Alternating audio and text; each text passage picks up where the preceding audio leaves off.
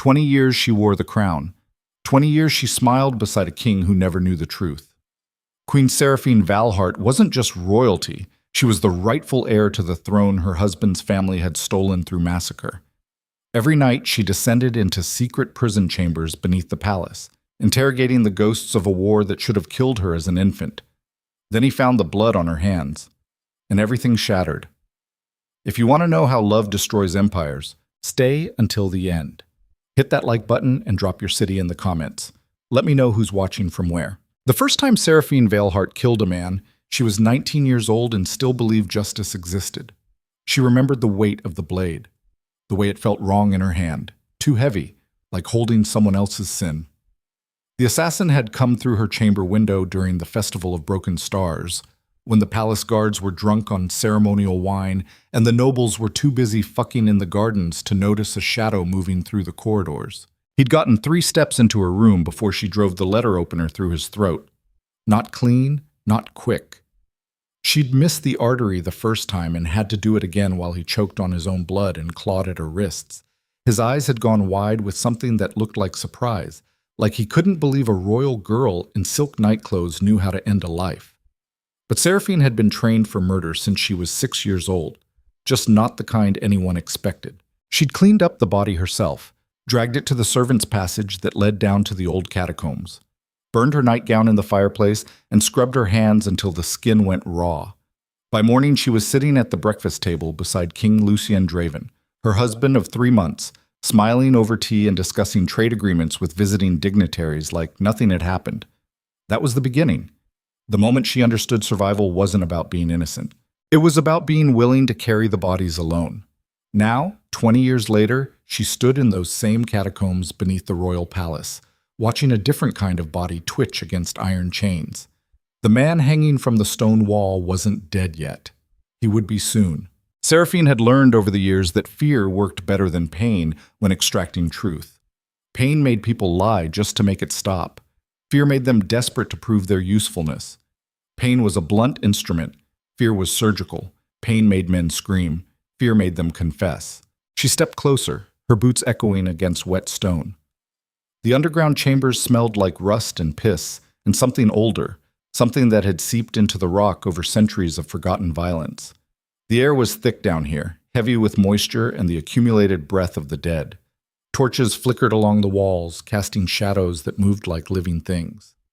"Tell me again," she said quietly. Her voice didn't rise. It didn't need to. "Who sent you to the northern provinces?" The man's head lolled forward. Blood dripped from his split lip onto the floor, each drop echoing in the stone chamber like a countdown. He was young, maybe 25, with the kind of face that would have been handsome before she'd broken his nose. A minor noble from one of the border houses. Third son. Expendable.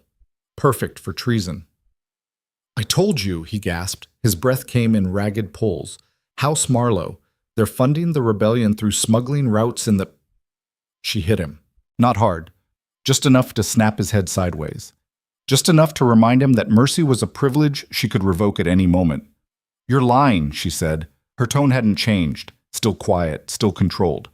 "Marlowe doesn't have the resources. They lost half their fortune in the grain wars last season." "Try again." He spat blood. His eyes were glassy with exhaustion and terror. The kind of look that came when a man realized he'd already lost, but his body hadn't caught up yet. Please, I don't know anything else. I swear on the throne, I don't—" "Don't swear on the throne," Seraphine interrupted. Her voice went cold, colder than the stone walls surrounding them. "That throne is built on corpses. Your oath means nothing." She turned away from him and walked to the small table against the far wall where her tools were laid out. Blades of different sizes, a hammer, pincers, needles, a brazier with coals that glowed dull red in the darkness. She didn't use them often. The threat was usually enough. The human imagination was more effective than any instrument of torture ever forged. Usually. She picked up a thin knife and tested the edge with her thumb.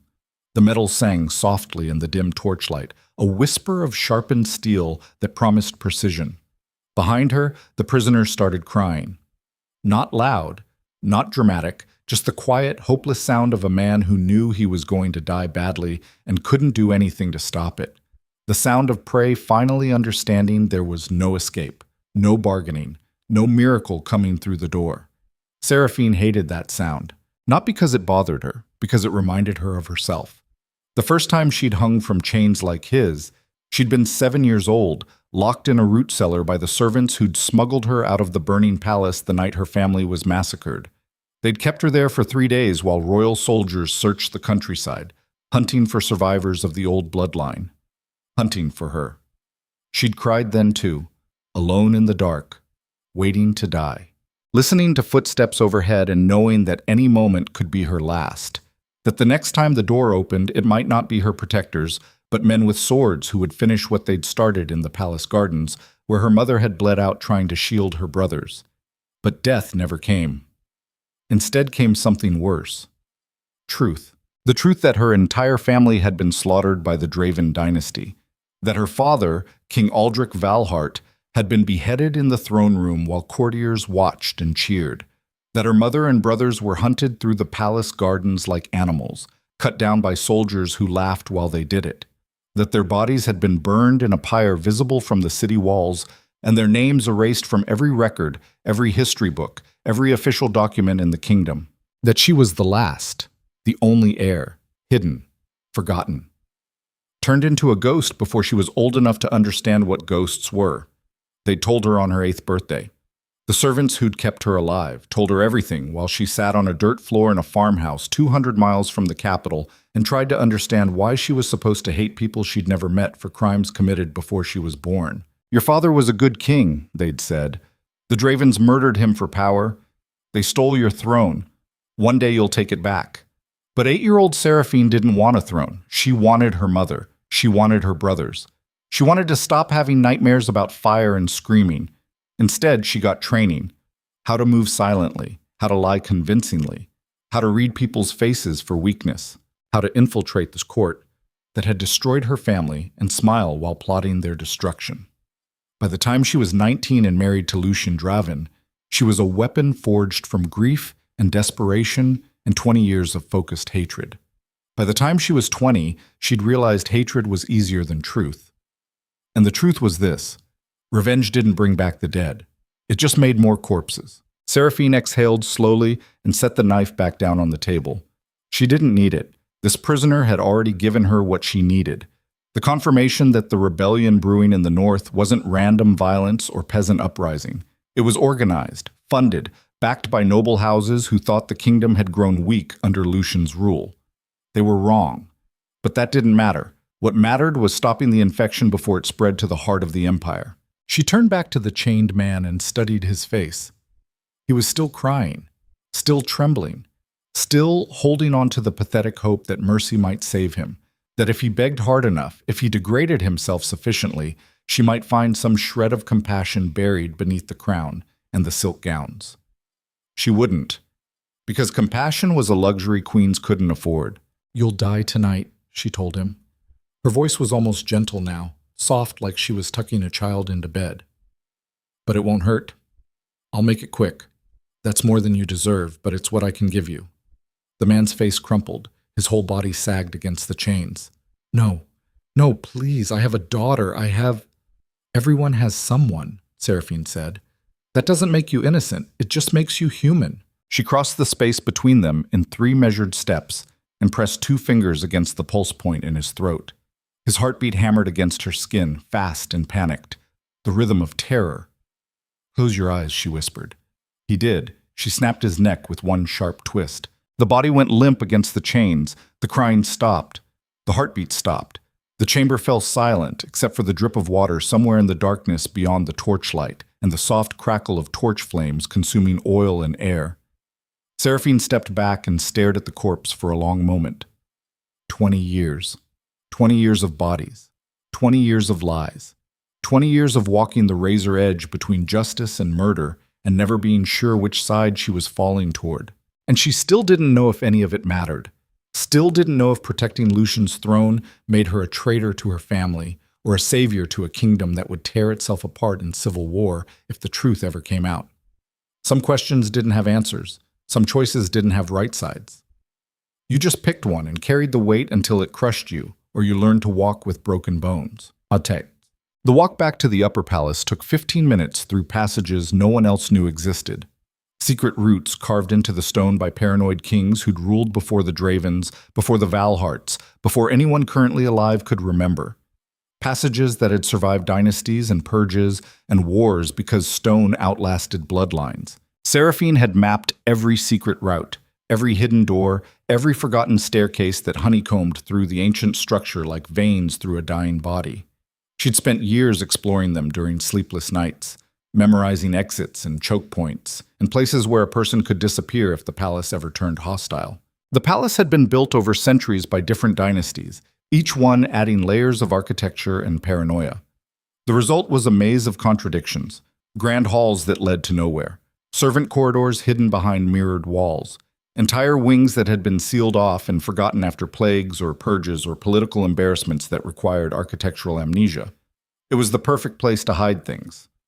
Or people. She emerged through the concealed door behind a tapestry in the east wing and nearly collided with her handmaiden Ilara, who was waiting with a basin of warm water and clean clothes laid out on the bench. Ilara was 47, gray-haired, and had been with Seraphine since the beginning. Since the day a 19-year-old girl with forged documents and a false smile had arrived at the royal court claiming to be the daughter of a minor noble house from the southern provinces. Ilara was one of the original servants who'd smuggled Seraphine out of the burning palace as an infant. One of 3 people in the entire kingdom who knew the truth about the queen's bloodline. She was also the only person Seraphine trusted completely. "How many this time?" Ilara asked quietly, already helping her out of the blood-stained gown with practiced efficiency. "1. "Quick?"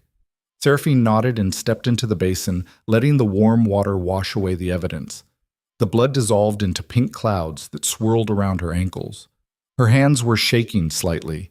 They always shook afterward, even after 20 years, even after hundreds of interrogations. Some part of her body still remembered what it felt like to be human. Still remembered that killing was supposed to be hard. Still remembered that becoming comfortable with murder meant something inside you had broken beyond repair. Ilara didn't comment on the trembling. She just worked efficiently, washing blood from under Seraphine's nails, from the hollow of her throat where a spray of arterial blood had landed when she'd broken the prisoner's neck. From the inside of her wrist where she'd gripped the chains. "The king sent word," Ilara said after a moment. Her voice was carefully neutral.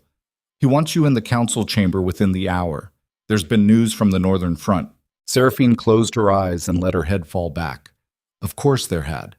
The rebellion was spreading faster than anyone wanted to admit. 3 provinces in open revolt, supply lines cut, royal garrisons under siege, entire towns declaring allegiance to the Ashborn and their ghost queen who would supposedly rise from the ashes to restore the old dynasty. The kingdom was bleeding, and no one understood why, except her. Because Seraphine knew exactly who the Ashborn were fighting for. They were fighting for her. For a queen who didn't want the throne they were dying to give her. For a ghost who'd chosen to stay buried. "Did he seem angry?" Seraphine asked, opening her eyes. Ilara paused, her hands stilling in the water. She met Seraphine's gaze with the kind of directness that came from decades of shared secrets. He seemed worried. That was worse. Lucian Draven didn't worry. He calculated, he anticipated. He moved through political chaos like a wolf through snow, always 3 steps ahead of the prey, always knowing which direction the wind would shift before it moved. If he was worried, it meant something had shifted beneath them that even he couldn't control.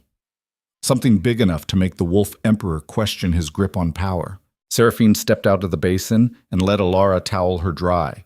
The handmaiden worked in silence, dressing her in a fresh gown of midnight blue velvet with silver thread that caught the lamplight like captured stars. The kind of dress that made her look like starlight wrapped in shadow. The kind of dress that made people forget she had blood under her fingernails. The kind of dress that turned a killer into a queen. "How much longer can you do this?" Ilara asked quietly as she fastened the last button at the base of Seraphine's spine. Seraphine met her eyes in the mirror. "As long as I have to. That's not an answer. It's the only answer that matters." Ilara's face tightened with something that might have been grief or anger or exhaustion. She'd aged 10 years in the last 5. The weight of secrets did that to people, turned them old before their time, made them carry ghosts in their eyes. "You're not invincible," the handmaiden said. Her voice was soft but insistent. You think you are, but you're not. One day he's going to find out, and when he does— He won't, Seraphine interrupted. Her voice was firm, final. I've kept this secret for 20 years. I can keep it 20 more. Can you? The question hung in the air between them like smoke, like the ghosts of all the people Seraphine had killed to protect a lie, like the weight of a crown that didn't belong to the man wearing it. Seraphine didn't answer. She just turned away from the mirror and walked toward the door that would take her to the council chamber, to her husband, to the war that was tearing his kingdom apart while he still didn't know the woman sleeping beside him was the reason it was all falling apart, to the moment when everything she'd built over 2 decades would either hold or collapse into ash. The council chamber was chaos wrapped in ceremony. 12 lords sat around the obsidian table that dominated the center of the room, all of them shouting over each other like dogs fighting for scraps. Their voices bounced off the vaulted ceiling, creating a cacophony of accusations and counter-accusations that made actual conversation impossible. Maps covered every surface, marked with red ink that showed rebel positions spreading across the northern territories like infection, like rot, like something alive that fed on fear and grew stronger the more you tried to contain it. King Lucien Draven stood at the head of the table with his arms crossed and his jaw tight, watching the lords tear each other apart with the kind of cold patience that made lesser men piss themselves. He hadn't said a word in 10 minutes, just stood there like a statue carved from violence and let them exhaust themselves with pointless arguing. He was 43 years old and looked like violence given human form. Tall, broad-shouldered, dark hair going gray at the temples in a way that made him look distinguished instead of old. A face that would have been handsome if it wasn't so fucking brutal. Sharp cheekbones. Cold eyes the color of winter storms. Scars on his knuckles from wars he'd fought personally instead of sending soldiers to die for his pride. The Wolf Emperor, they called him, because he never attacked emotionally. Every war was calculated, every alliance temporary, every betrayal expected. He ruled through fear sharpened into political art, through the kind of cold precision that made neighboring kingdoms negotiate instead of fight, through the reputation that crossing Lucien Draven meant death and everyone you loved would watch it happen. But when Seraphine entered the room, his expression shifted into something almost human. Relief, like she was the only thing anchoring him to sanity in a room full of screaming idiots. "My queen," he said, and the council chamber fell silent. All 12 lords stood and bowed as one. The shift was immediate, absolute. One moment they'd been at each other's throats. The next they were perfectly composed, waiting for her to speak or sit or give them permission to breathe. Seraphine moved through the room like water, her gown trailing behind her, her face a perfect mask of serene composure. She took her seat at Lucien's right hand and folded her hands on the table. Her rings caught the candlelight. Diamonds and sapphires that probably cost more than most of these lords made in a year. "Forgive my lateness," she said. Her voice was soft, apologetic, the perfect royal wife. "I was attending to correspondence. It was a lie so practiced it sounded like truth. A lie she'd told 1,000 times. A lie that covered torture and murder, and secrets that would shatter the kingdom if anyone knew." Lucien nodded and gestured for the council to sit. They obeyed immediately.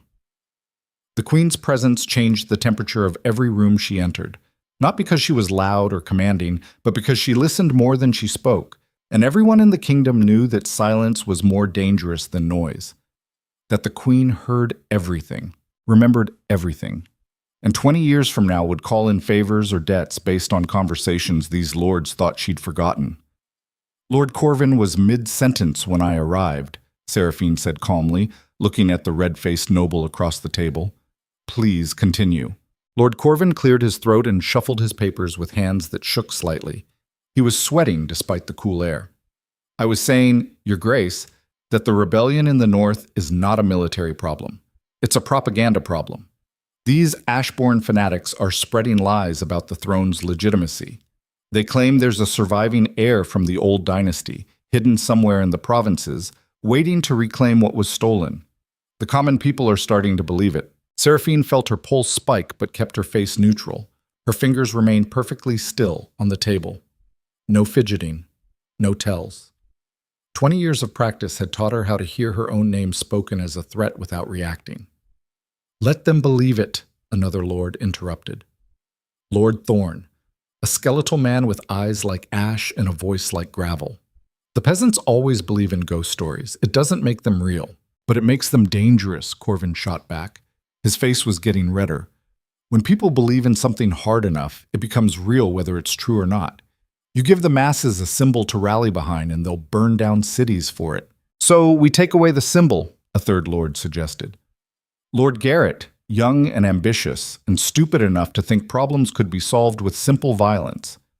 "We announce that the old bloodline is extinct, that we've confirmed there are no surviving heirs. Make it official."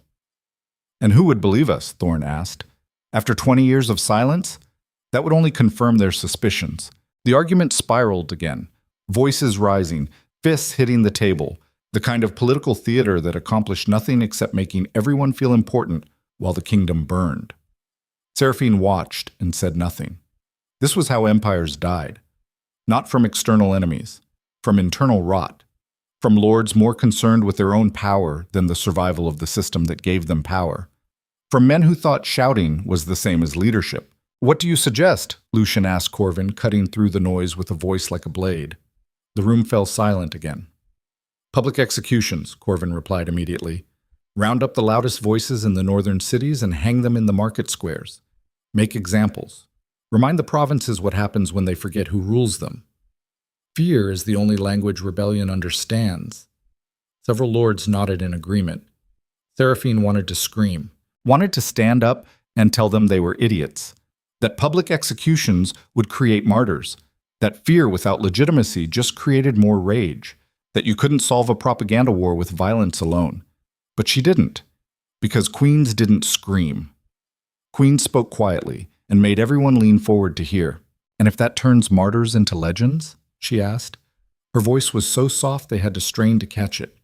"If we kill them publicly and give the rebellion exactly the symbol they need to inspire a real uprising?" The council turned to look at her. Lucian's eyes narrowed slightly. "What would you suggest, my queen?" Seraphine met his gaze without flinching. "Find the source. Someone is funding this rebellion.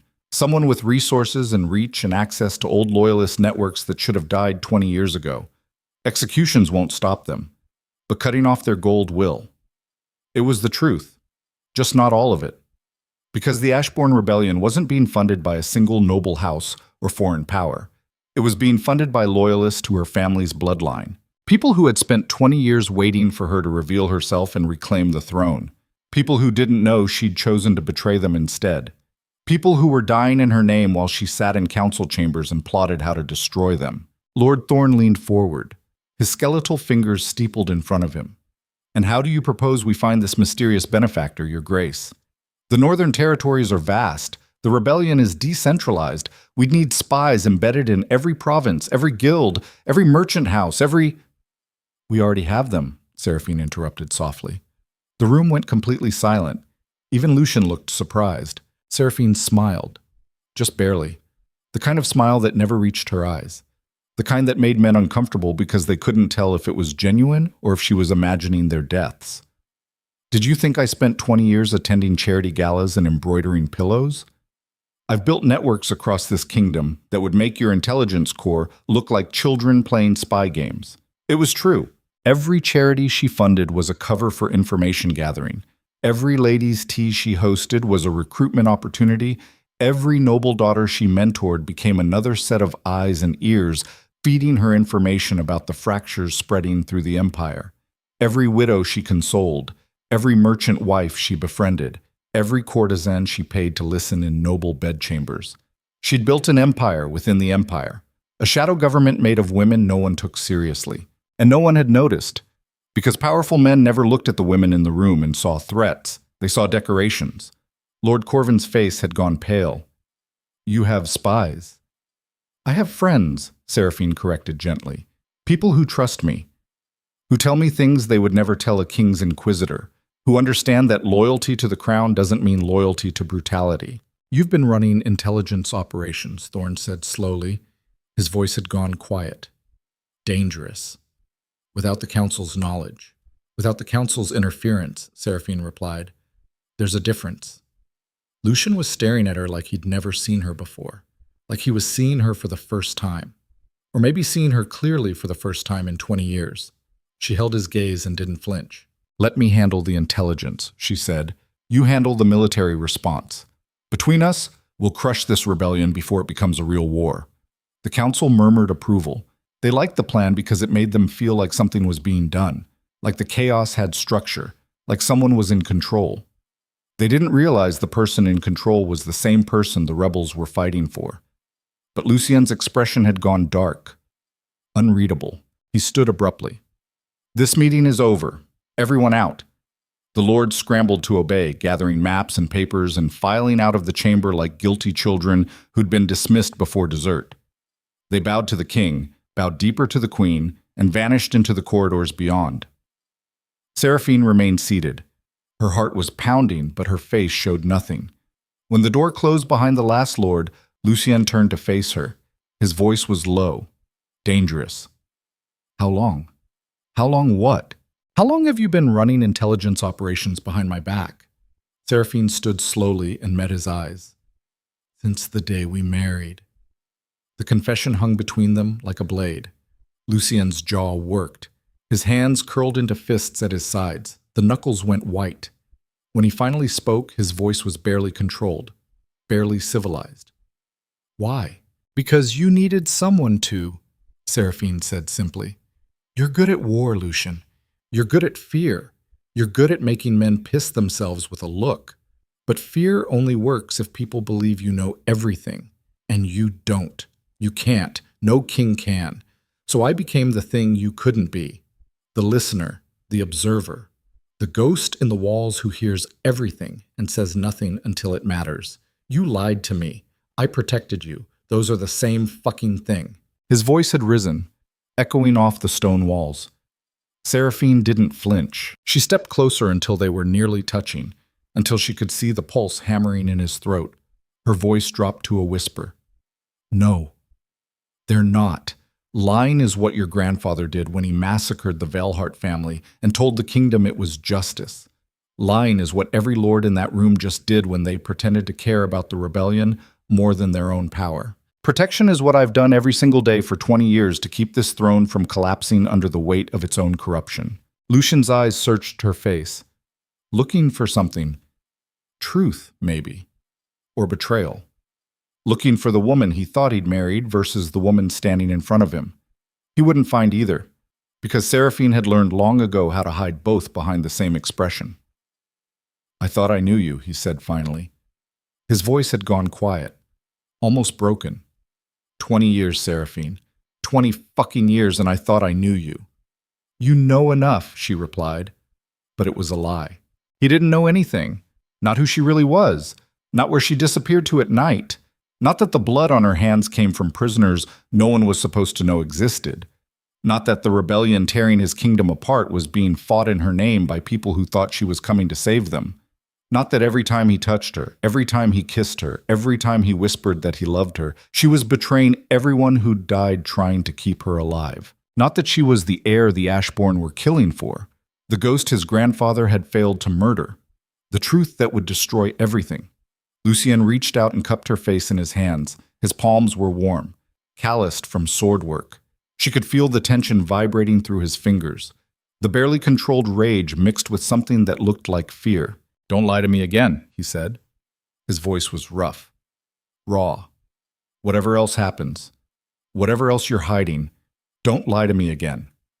Seraphine looked into his eyes and felt something crack inside her chest. Because she loved him, she'd tried not to. She'd spent years building walls around her heart, telling herself he was the enemy, that his family had destroyed hers, that revenge was the only thing that mattered, that love was weakness, and weakness got you killed. But somewhere between the political strategy sessions and the quiet moments in their shared chambers, between watching him carry the weight of an empire and seeing the loneliness behind his brutality, between the nights he woke from nightmares about failing his people and the mornings he held her like she was the only real thing in his life, she'd fallen in love with the man whose bloodline had stolen her throne. And that made everything worse, because now she couldn't destroy him without destroying herself. I won't, she whispered. It was the biggest lie she'd ever told. Basok. That night, Seraphine couldn't sleep. She lay in the darkness beside Lucien and listened to him breathe. Deep. Even. The sound of a man who could fall asleep anywhere because he'd learned to rest between battles, who could close his eyes and trust that he'd wake up because fear was something that happened to other people. She envied that. Her mind wouldn't stop. The rebellion was spreading faster than she'd anticipated. 3 more provinces had declared for the Ashbourne in the last week. Supply lines were being cut systematically. Royal garrisons were under siege by forces that appeared out of nowhere and vanished just as quickly. And beneath it all, the whispers were getting louder. The true queen is coming. The hidden heir will reclaim the throne. Justice will be restored. Blood will answer for blood. They were waiting for her. Waiting for Seraphine Valhart to reveal herself and lead them into war against the Draven dynasty. Waiting for the ghost to become flesh. They didn't know she'd already made her choice. 20 years ago, when she'd stood in this same palace as a 19-year-old girl newly married to the Wolf Emperor, she'd held a knife against his throat while he slept and tried to find the courage to end it. 1 cut. That's all it would have taken. 1 quick slice across the carotid, and the entire Draven bloodline would have been weakened enough for her to step forward and reclaim the throne with the backing of every loyalist family that had kept her alive. She'd stood there for 10 minutes with the blade pressed against his skin, watching him sleep, watching him be vulnerable in a way he never allowed himself to be awake. And she couldn't do it, because when she'd looked at his sleeping face, she hadn't seen a monster. She'd seen a man carrying the same burden she carried, the weight of inherited violence, the prison of a crown built on corpses, the loneliness of power that couldn't be shared. She'd seen herself, and she'd realized something terrible. Killing him wouldn't bring her family back. It would just make her exactly like the people who'd destroyed them. Another monarch who believed murder was the price of justice. Another ruler who thought violence solved problems instead of creating new ones. So she'd put the knife away and buried her revenge so deep she'd almost convinced herself it was gone. Almost. Beside her, Lucien stirred in his sleep and reached for her instinctively. His arm wrapped around her waist and pulled her close, his face pressed against her hair, his breath warm against her neck. Even unconscious, he held her like she was the only thing keeping him anchored to the world, like she was home. Seraphine closed her eyes and felt tears slip down her cheeks. She never cried. Not when she killed. Not when she tortured. Not when she walked through chambers full of corpses and reminded herself why she couldn't afford to feel anything. But here, in the dark, pressed against the chest of a man who would execute her if he knew the truth, she let herself break. Just for a moment. Just long enough to remember what it felt like to be human. Just long enough to hate herself for loving someone she was supposed to destroy. Then she wiped her face and built the walls back up. Because morning was coming, and the rebellion wasn't going to stop itself. And sooner or later she'd have to choose between the throne that was rightfully hers and the man who'd made her believe thrones weren't worth having if you had to sit on them alone. Well, 3 days later, everything changed. Seraphine was in the underground chambers again, interrogating a merchant who'd been caught smuggling weapons to the northern provinces when she heard footsteps on the stairs. Wrong footsteps. Too heavy. Too confident. Too familiar. She froze. Her hands were covered in blood. The merchant was half conscious against the wall. The table of instruments was laid out in full view. And someone was coming down the stairs who wasn't supposed to know these chambers existed. She turned just as King Lucien Draven appeared in the torchlight, his face carved from stone in fury. He stopped at the bottom of the stairs and stared at her, at the blood on her hands, at the prisoner hanging from chains against the wall, at the table of knives laid out like surgical instruments, at the evidence of everything she'd hidden for 20 years. For 5 seconds, neither of them spoke. The only sound was the drip of water and the ragged breathing of the merchant and the crackling of torches. Then Lucien's voice cut through the silence like a blade. What the fuck is this? Seraphine's mind went blank. 20 years of planning, 20 years of secrets, 20 years of survival. And it all came crashing down because she'd gotten careless. Because she'd thought she was untouchable. Because she'd forgotten that powerful men don't survive by trusting their wives. They survive by controlling everything around them. And Lucien Draven had just discovered the one thing he couldn't control. Her. Seraphine didn't move, didn't breathe, didn't reach for a weapon or an excuse or any of the 1,000 lies she'd prepared for a moment she'd convinced herself would never come. Because standing in front of her wasn't just a king, it was the man she'd shared a bed with for 20 years. The man who knew the sound of her breathing in the dark. The man who could read her face better than anyone alive. And right now her face was showing him everything. Lucien took one step forward, then another. His boots echoed against stone like a countdown. His eyes never left hers. He didn't look at the prisoner, didn't look at the blood pooling on the floor, didn't look at the instruments of torture laid out on the table like a surgeon's tool kit. He looked at her. Only her. "Answer me," he said. His voice was perfectly controlled. Too controlled. The kind of control that came right before violence. What the fuck is this? Seraphine's mind finally kicked back into gear, started calculating, started running through options and exits and ways to spin this into something salvageable. But there was nothing. No explanation that wouldn't shatter everything, no lie big enough to cover this. So she did the only thing she could do. She told the truth. Part of it anyway. "Intelligence gathering," she said. Her voice came out steady, calmer than she felt. "The networks I mentioned in the council chamber. This is how I've been getting information." Lucien's eyes went cold. "You're torturing people in secret chambers beneath my palace and calling it intelligence gathering?" "Our palace?" Seraphine corrected quietly. "And yes." His jaw clenched. The muscle jumped beneath his skin. "How long? Since the beginning?" The words landed like stones in water. Lucien stared at her for a long moment. Then he crossed to the prisoner hanging against the wall. The merchant was barely conscious. Blood dripped from his mouth. His breathing was shallow and ragged. "Who is he?" Lucien asked. "A smuggler," Seraphine replied. "Moving weapons to the Northern Rebellion. I was extracting his supply routes." Lucien grabbed the man's chin and forced his head up, studied his face with the kind of clinical detachment that came from years of battlefield command. Then he let go and turned back to Seraphine. "You did this yourself?" "Yes. No guards, no witnesses, just me." Something flickered across Lucien's face. Not quite admiration, not quite horror. Something in between. Something that looked like he was seeing her for the first time and realizing he'd been sleeping next to a stranger for 2 decades. He walked to the table and picked up one of the knives. Tested the weight, the balance, the edge that Seraphine had sharpened herself because she couldn't trust anyone else to know these tools existed. "This is professional work," he said quietly. "These chambers, these instruments, this isn't something you learned from books." "No," Seraphine agreed. "It's not. So where did you learn it?" This was the dangerous part. The moment where one wrong word would unravel everything. Where the truth she'd buried for 20 years would claw its way to the surface and destroy them both. "I had teachers," she said carefully, "before we married.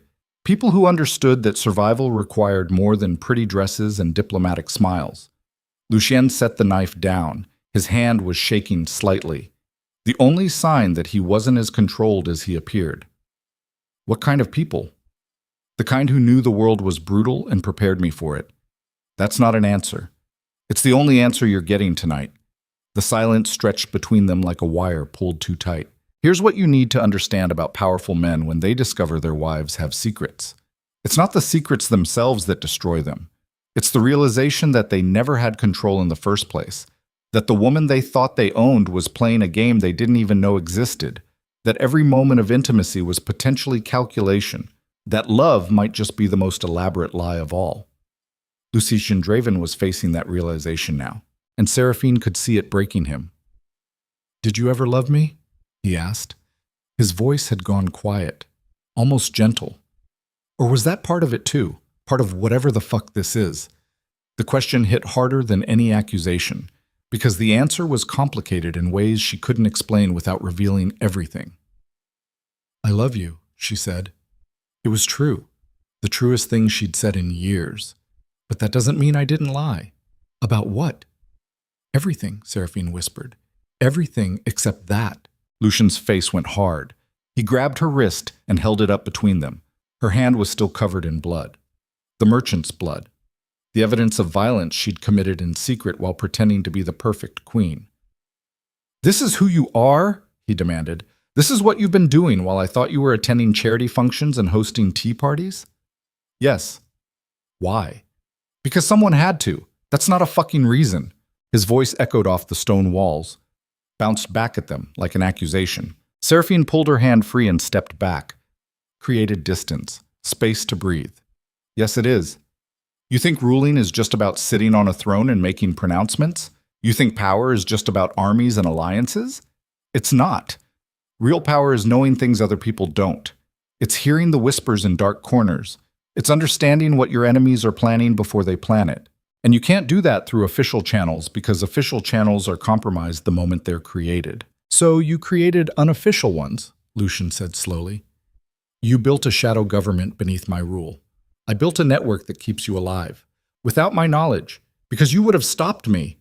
The words came out louder than she intended, sharper, more honest than was safe. But it was true. If she'd asked permission 20 years ago, Lucian would have said no, would have told her queens didn't torture prisoners in secret chambers, would have assigned guards and created oversight and destroyed the only advantage she had, the advantage of being invisible. Lucian ran a hand through his hair. He looked exhausted suddenly, older than his 43 years, like the weight of everything was finally catching up.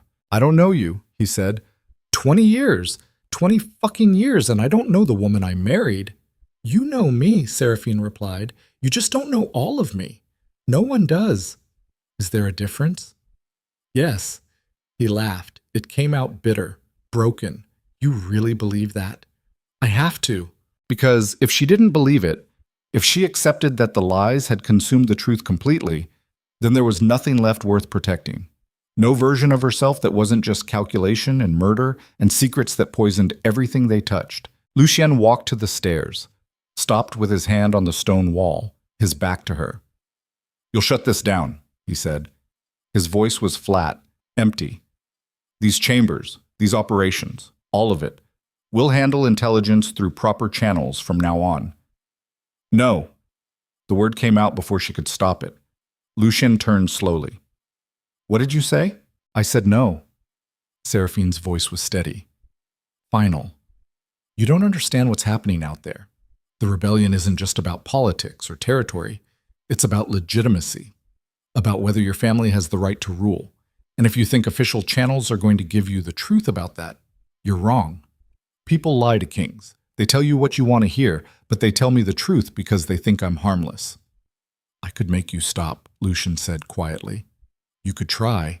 The threat hung in the air between them. This was the moment, the point where everything could collapse, where a king could order his queen arrested and the kingdom would tear itself apart trying to figure out whose side to take. But Lucien didn't move, because he was smart enough to know that whatever else she was, whatever else she'd lied about, Seraphine was right about one thing. She was keeping him alive. 1 week, he said finally. You have 1 week to prove these networks are worth the treason. If I don't see results, if I don't see intelligence that justifies this, you shut it down.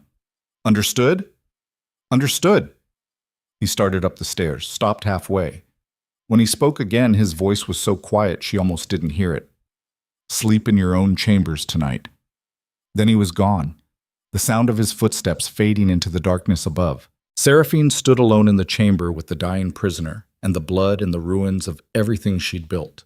And for the first time in 20 years, she had no idea what to do next. The next 3 days were hell, not the dramatic kind of hell with fire and screaming, the quiet kind, the kind where you walked through palace corridors and felt eyes following you, where conversation stopped when you entered rooms, where your husband slept in separate chambers and sent messages through servants instead of speaking to you directly. The kind of hell where you realized how fragile power really was, how quickly it could all fall apart. Seraphine maintained appearances, attended council meetings, hosted a luncheon for visiting dignitaries, smiled and made small talk and pretended everything was fine while her entire world cracked apart beneath her feet. But at night, alone in chambers that felt too empty without Lucian's breathing beside her, she worked. She sent messages through her network, called in favors, pushed her sources harder than she'd ever pushed them before, because Lucien had given her 1 week to prove her worth, and she was going to deliver intelligence so valuable he'd have no choice but to keep her networks active. The breakthrough came on the 4th day. A coded message from one of her sources in the northern provinces. A woman named Mira, who ran a tavern frequented by rebel sympathizers, the kind of place where people drank too much and said things they shouldn't. The message was short, 3 words that changed everything. They have proof. Seraphine's blood went cold. She sent a reply immediately. What kind of proof? The answer came 6 hours later. Documents. From the old dynasty. Sealed records that survived the purge. They're planning to release them during the Crimson Moon Festival. Public reading in the capital square. They want to prove the Draven claim is illegitimate. Seraphine read the message 3 times. Her hands were shaking because she knew exactly what documents they had. The same ones she'd spent 20 years making sure stayed buried. Birth records. Bloodline verification. Proof that she was the legitimate heir to the throne. Proof that everything the Ashborn had been saying was true. She burned the message and sat in the dark trying to figure out how to survive this. The Crimson Moon Festival was in 2 weeks. 2 weeks before the entire kingdom learned that Queen Seraphine Valhart was the ghost they'd been searching for. 2 weeks before Lucian discovered that the woman he loved was the rightful owner of his throne. 2 weeks before everything ended, unless she stopped it. She found Lucien in the war chamber, surrounded by maps and battle reports. He looked like he hadn't slept in days. His eyes were bloodshot, his jaw dark with stubble. He'd always been the kind of man who carried stress in his shoulders, and right now they looked like they were holding up the entire weight of the kingdom. He didn't look up when she entered.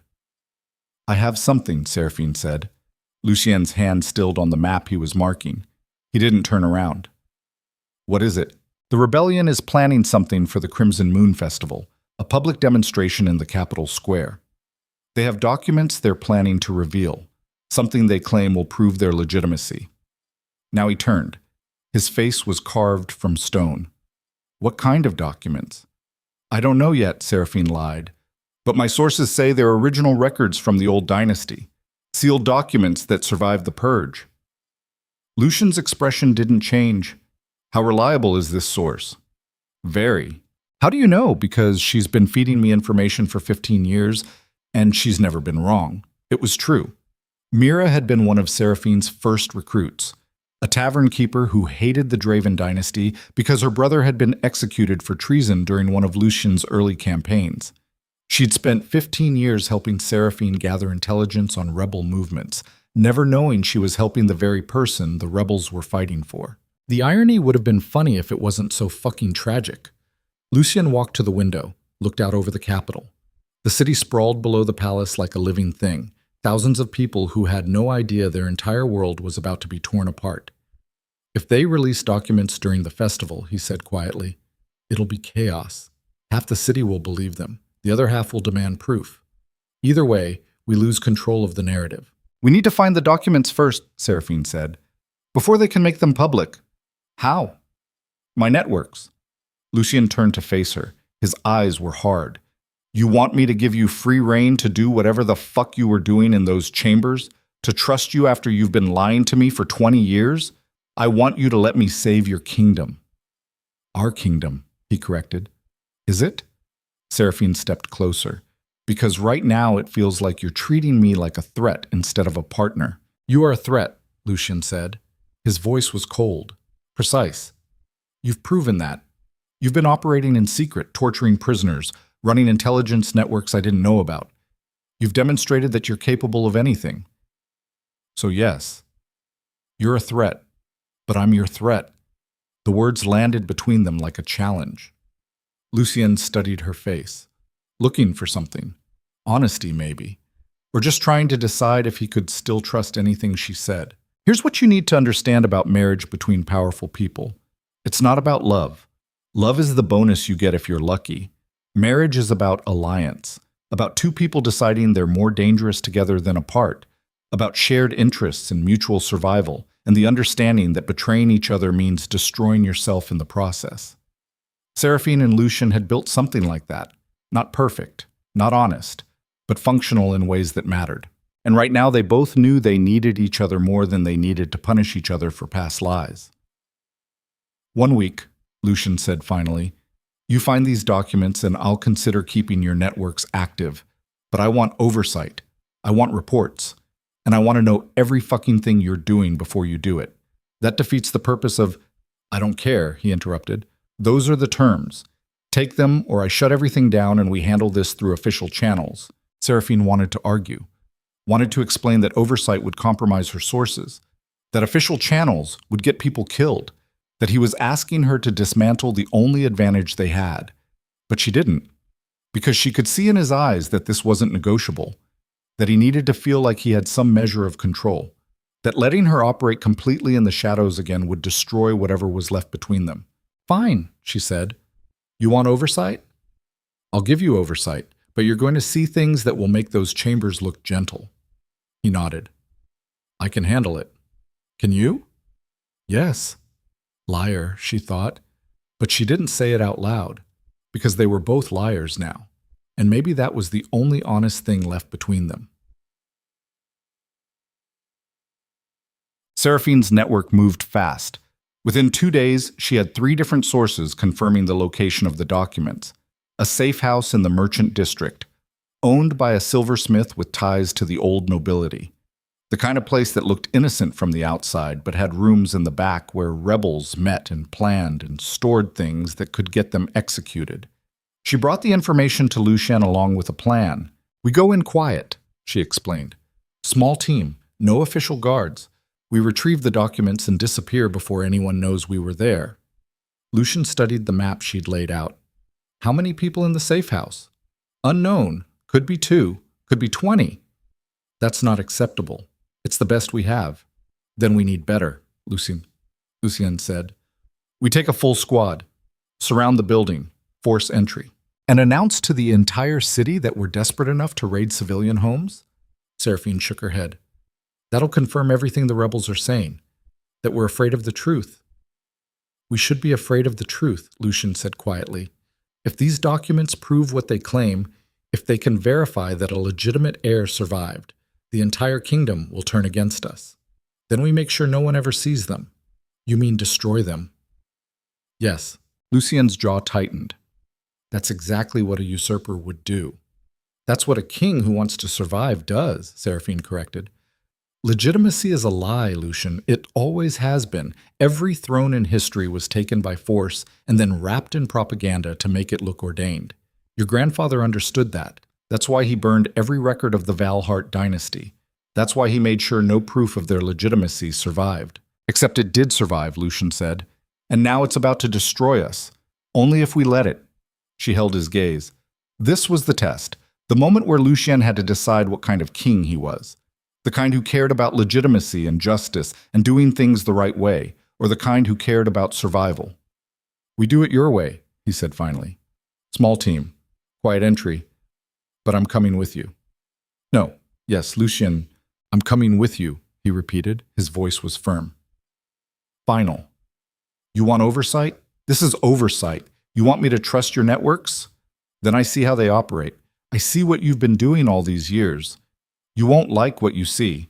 I don't have to like it. I just have to understand it. Seraphine wanted to argue, wanted to tell him that bringing a king on a black operation was the stupidest idea she'd ever heard, that his presence would compromise everything, that he was letting emotion override strategy.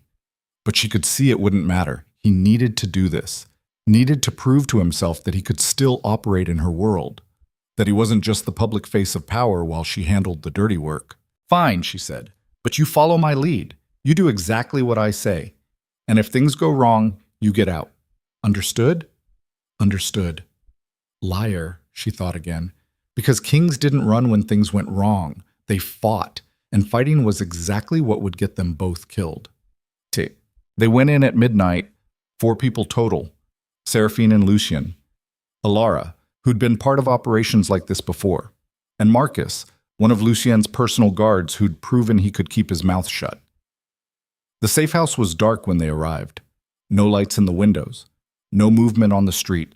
Just another building in a district full of buildings, anonymous and unremarkable except for what it was hiding.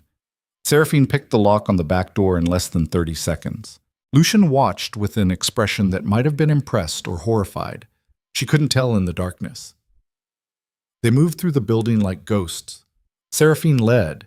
She knew how to walk silently, how to test floorboards before putting weight on them, how to move through spaces like she belonged there. This was her world, not council chambers and diplomatic negotiations. This, the in-between spaces where power was really won and lost. They found the documents in an upstairs room, locked in a wooden chest that looked older than the building itself. The kind of chest that had probably been passed down through loyalist families for generations, moved from hiding place to hiding place, waiting for the moment when it could finally serve its purpose. Seraphine knelt in front of it and examined the lock. "Can you open it?" Lucien whispered. Yes. Her hands were shaking slightly as she worked, because she knew what was inside. Knew that once Lucien saw those documents, once he saw her name written in official bloodline records, everything would be over. But she had to open it, had to maintain the lie just a little longer. The lock clicked. She lifted the lid. Inside were rolls of parchment, sealed with wax that bore the crest of the old dynasty. The crest she'd been born under, the symbol that was supposed to represent her family's right to rule. Lucien reached for one of the scrolls. "Don't," Seraphine said sharply. "Why not? Just trust me. We take them and go. We can examine them somewhere safe. I want to see what we're dealing with." His hand closed around one of the scrolls, and that's when the door burst open. 6 men poured into the room, armed, moving with the precision of trained fighters, not random rebels. Professional soldiers, the kind who'd been waiting for exactly this moment. Lucien's hand went to his sword. "Don't," one of the men said. His voice was calm, controlled. "We have crossbows trained on your wife, Your Majesty. You draw that blade and she dies." Seraphine looked at the man speaking, recognized him from intelligence reports. Commander Ash, leader of the Ashbourne military wing, a former royal officer who deserted 5 years ago and taken half his unit with him. A true believer. The dangerous kind. "We don't want bloodshed," Commander Ash continued. "We just want the truth. So here's what's going to happen. You're going to put that scroll back in the chest. You're going to step away. And you're going to let us walk out of here with what we came for." Lucien's jaw clenched. "And if I refuse? Then we kill your queen and take the documents anyway. Your choice." Seraphine's mind raced. 6 trained fighters, 4 of them with crossbows. The room was small. No good cover. No good exits. If this turned into a fight, people were going to die. Probably her. "Do what he says," she told Lucien quietly. "No." "Lucien." "No," he repeated. His voice was hard. Final. "These documents don't leave this room." "Then neither do you," Commander Ash said. The crossbows came up, and Seraphine realized they'd walked into a trap. A carefully laid trap designed not just to retrieve the documents, but to catch the king and queen in the act of trying to destroy them. To prove to the entire kingdom that the Dravens were afraid of the truth, that they had something to hide, because that's what this had always been about. Not just legitimacy, but exposure. The moment hung on a knife's edge, 6 armed men, 4 people with nowhere to run, and a chest full of documents that would destroy everything if they ever saw daylight. Seraphine looked at Commander Ash and saw her own reflection in his eyes. A true believer. Someone who thought they were fighting for justice. Someone who didn't know that the person they were fighting for was standing right in front of them. "Let me see them," she said suddenly. "What?" Lucien turned to stare at her. "The documents," Seraphine repeated. "Let me see what's worth dying for." Commander Ash's eyes narrowed. "Why?" "Because if they're real, if they're legitimate, then maybe we should stop pretending they don't exist." "Seraphine." Lucien's voice was low, dangerous, but she ignored him. She knelt and pulled out one of the scrolls, broke the seal, unrolled the parchment. Her own bloodline stared back at her. Written in formal script, verified by royal witnesses. Both sides. Proof that Seraphine Valhart, daughter of King Aldrich Valhart and Queen Isadora Valhart, was the legitimate heir to the throne of Nocturne. Proof that she was exactly who the rebels thought she was. The room had gone completely silent. Commander Ash was staring at her, really staring, like he was seeing something he hadn't expected. "Your Grace," he said slowly, "do you understand what you're holding?" "Yes," Seraphine whispered. "Then you understand why we're fighting, why we can't let the Dravens bury this again, why the truth matters." She looked up at him, met his eyes. I understand why you think the truth matters, but do you understand what will happen if you release these documents? Do you understand that this kingdom will tear itself apart? That thousands of people will die in a civil war that neither side can really win? Justice requires sacrifice, Commander Ash replied.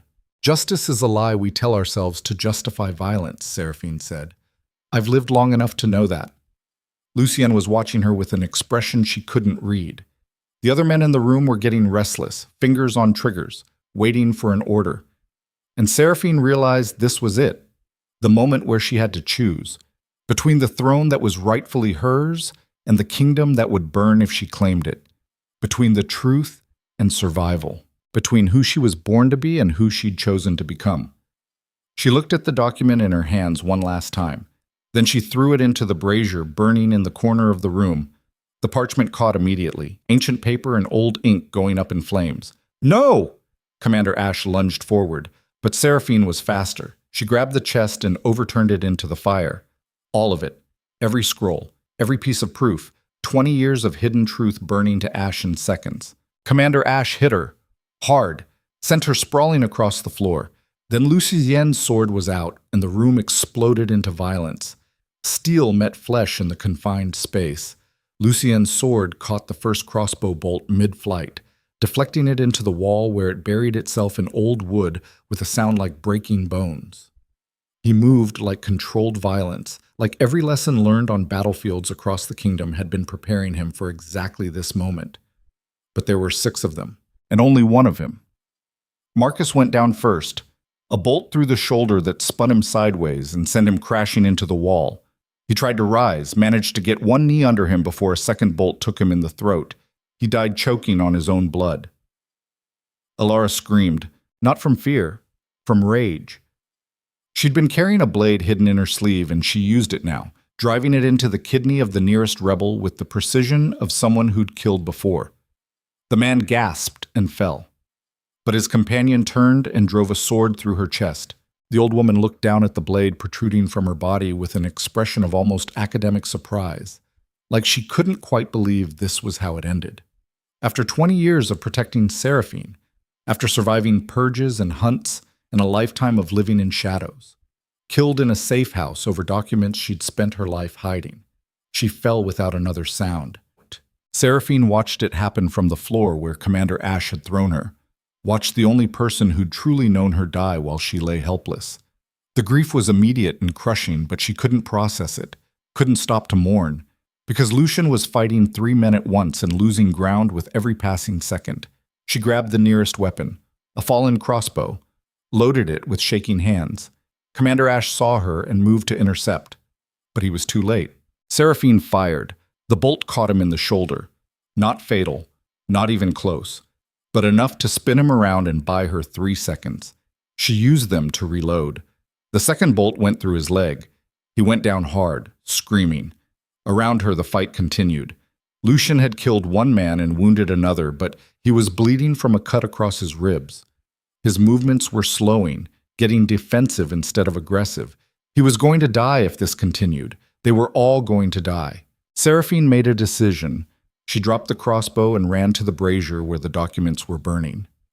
Reached into the flames with her bare hands and pulled out what was left, parchment that was half consumed by fire. Her skin blistered immediately. The pain was blinding, but she held on. "Stop!" she screamed. "Stop, or I'll destroy what's left!" The room froze. Everyone turned to look at her, at the queen standing in front of a brazier with her hands burning and the last remnants of proof clutched in her scorched fingers.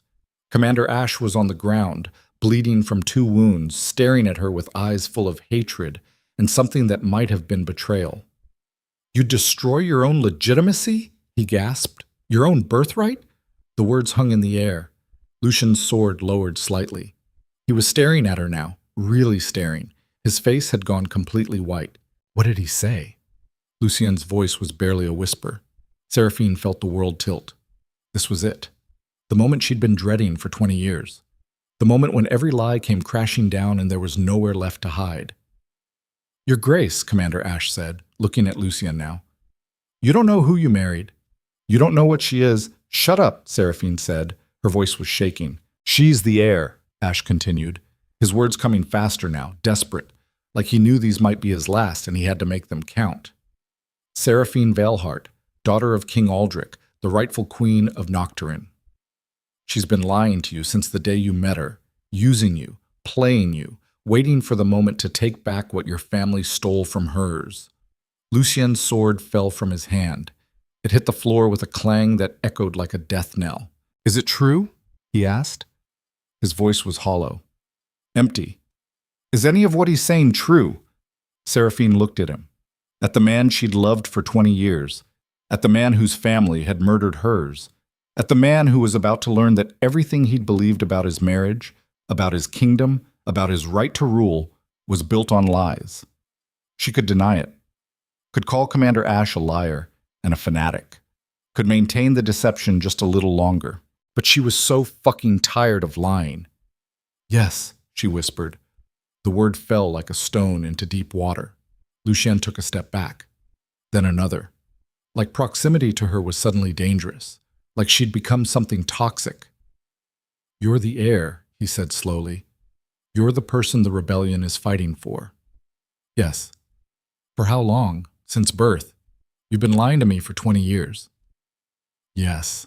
His face was doing something complicated, shifting through emotions too fast to track. Shock, betrayal, rage, horror. Something that looked like grief. Everything, he said. Everything was a lie. Not everything. What was real then, he demanded. His voice was rising. What part of the last 20 years was actually fucking real? My love for you, Seraphine said. That was real. Lucien laughed. It came out broken, jagged, the sound of something shattering inside him. Your love, he repeated. You loved me so much you spent 2 decades infiltrating my court and plotting my destruction. I wasn't plotting your destruction. No? Then what the fuck were you doing? Surviving! The word came out louder than she intended. I was surviving. Do you have any idea what it's like to wake up every day next to the family that murdered yours? To smile and play the dutiful wife while knowing that your husband's grandfather ordered your mother's execution? To carry that weight alone for 20 fucking years while everyone around you celebrates the dynasty that destroyed everything you came from? Lucien's face had gone hard. You could have told me. And what would you have done? Protected you. Bullshit, Seraphine spat. You would have locked me up or executed me or married me off to some distant province where I couldn't threaten your rule. Don't stand there and pretend you would have embraced the rightful heir to your throne with open arms. I loved you. Past tense, Seraphine noted. Already past tense. The observation hurt more than her burned hands. What was your plan? Lucien asked. His voice had gone cold now. Clinical. The Wolf Emperor was back. The man who could compartmentalize anything to maintain control. Were you going to wait until I was weak? Until I trusted you completely? And then what? Poison? A knife in the dark? Or were you going to let the rebels do it for you? There was no plan, Seraphine said. I gave up revenge years ago. I'm supposed to believe that? I don't care what you believe. It's the truth. Truth, Lucien repeated. The word tasted like poison in his mouth. You wouldn't know truth if it cut your throat. Around them, the remaining rebels were recovering, getting their weapons, preparing to finish what they'd started. But everyone seemed frozen by the drama unfolding between the king and queen, like they were watching something too intimate and horrible to interrupt. This is what betrayal looks like between powerful people. Not simple, not clean, not a straightforward villain and victim. Just 2 people who'd built something fragile out of lies and desperation and called it love. Just 2 people realizing that the foundation they'd been standing on was rotting the whole time. Just 2 people facing the truth that they'd never really known each other at all. Commander Ash was trying to stand. Blood soaked through his pants leg where Seraphine's bolt had caught him. He looked at her with something approaching religious fervor. Your Grace, he said, addressing Seraphine now. Not Lucien. We can end this, right now. You reveal yourself. You claim your throne. The kingdom will rally to you. The Draven dynasty will fall and justice will finally be served. And how many people die in that civil war? Seraphine asked quietly. How many cities burn? How many children starve when the supply lines collapse and the provinces tear each other apart trying to pick a side? Ash's face hardened. Some prices must be paid for justice. Easy to say when you're not the one paying. She dropped what was left of the burned documents into the brazier. They caught immediately and turned to ash, the last proof of her bloodline disappearing into smoke. Ash made a strangled sound of anguish. "What have you done?" "What I should have done 20 years ago," Seraphine replied. "Let the dead stay dead." "You betrayed us," Ash said. His voice was shaking with fury. "We've been fighting for you, dying for you, and you've been helping the Dravens hunt us this entire time." "Yes." "Why?" "Because I've seen enough death," Seraphine said. "Because revenge is a poison that destroys everyone it touches. Because tearing down one corrupt dynasty just makes room for another. Because I chose survival over justice, and I'd make the same choice again." "Coward," Ash spat. "Maybe," Seraphine agreed, "but I'm a coward who kept this kingdom from tearing itself apart. And you're a fanatic who would sacrifice thousands of lives for a throne that was stolen 2 generations ago by people who are all dead now." The remaining rebels moved forward, 3 of them still standing, all armed, all looking at Seraphine with expressions that had shifted from reverence to murderous hatred. Their lost queen had become a traitor. Their symbol of hope had chosen the enemy. Everything they'd fought for was Ash. Commander Ash pulled himself to his feet using the wall for support. "Kill her," he ordered. "Kill them both. If we can't restore the true dynasty, then we'll make sure the false one dies with them." The rebels raised their weapons, and Lucian stepped in front of Seraphine. His sword was still on the floor. He was unarmed, bleeding, surrounded. But he put his body between the crossbows and his wife anyway. The woman who'd lied to him for 20 years. The woman who was the rightful owner of his throne. The woman who just destroyed the only proof of her legitimacy to protect his rule. "You want to kill the queen?" he said quietly. "You go through the king first." The rebels hesitated. This wasn't in their script. The king was supposed to be the tyrant, the oppressor, the villain who needed to be destroyed to restore justice. He wasn't supposed to be willing to die for the woman who'd betrayed him. "Stand aside," Ash ordered. "No," Lucian replied. "She's been lying to you, using you. I know. She's the heir, the rightful ruler. I know that too." "Then why are you protecting her?" "Because she's my wife," Lucian said simply. "And because she just chose this kingdom over her birthright. That makes her more legitimate than any document." The words landed like hammer blows. Seraphine felt something break inside her chest. Not her walls, not her defenses. Something deeper. The part of her that had been so certain she was alone in this. That had believed Lucian could never understand. That had convinced herself love wasn't enough to survive truth. She'd been wrong. "Move," Commander Ash said to Lucian. "Last warning. No. Then you die too." The crossbows came up, and Seraphine realized they were both about to die in a safe house over secrets that didn't matter anymore, over documents that were already ash, over a throne that had been stolen so long ago that no one currently alive even remembered the original crime. She stepped around Lucian and faced the rebels. "Wait," she said. Everyone froze. Seraphine looked at Commander Ash, really looked at him, saw a true believer, a man who'd given up everything for a cause, who'd turned his back on his career and his safety, and probably his family, to fight for justice. The kind of man who was simultaneously noble and dangerous. The kind of man who couldn't be reasoned with because reason was the enemy of faith. "You want the truth?" she asked him. "You want to know what really happened to the Valhart dynasty?" "We know what happened," Ash replied. "The Dravens murdered them. Do you know why? Because they wanted power." "No," Seraphine said, "because my father was weak. Because he let corruption fester in the noble houses until half the kingdom was ready to rebel. Because he cared more about being loved than being effective. Because he was a good man who would have been a terrible king if he'd lived long enough to prove it." "That's a lie," Ash said. "Is it?" Seraphine's voice was hard now. "I've spent 20 years studying governance. I've seen what happens when rulers prioritize justice over stability. I've watched kingdoms tear themselves apart trying to build perfect systems. And I've learned something that my father never understood. That being right doesn't keep people fed. That legitimacy doesn't stop civil wars. That sometimes the corrupt dynasty that keeps the peace is better than the righteous revolution that burns everything down." "So you're saying the Dravens were right to murder your family?" "I'm saying my family is dead and bringing them back won't fix anything. I'm saying the kingdom moved on. That most people alive today don't remember the Valharts and don't care who sits on the throne as long as the crops grow and the borders hold. I'm saying you're fighting for ghosts while real people starve because your rebellion is destroying supply lines. Ash's face was red. His hands were shaking. We're fighting for justice. You're fighting for revenge and calling it justice, Seraphine corrected. Just like I almost did. Just like I would have done if I hadn't realized that destroying the Dravens would make me exactly like them. A killer who thought murder was acceptable if the cause was righteous enough. The room had gone completely silent. Even the wounded rebels were listening. This is what happens when ideology meets reality. When the clean narrative of good versus evil runs into the messy truth that everyone is compromised, that every throne is built on violence, that every dynasty is legitimate only until someone stronger comes along. The Ashbourne had been fighting for a fairy tale, the lost princess who would return and make everything right. But Seraphine wasn't a fairy tale. She was a woman who'd chosen survival over righteousness, who'd learned that power was about carrying weight, not claiming thrones, who discovered that love was more complicated than bloodlines.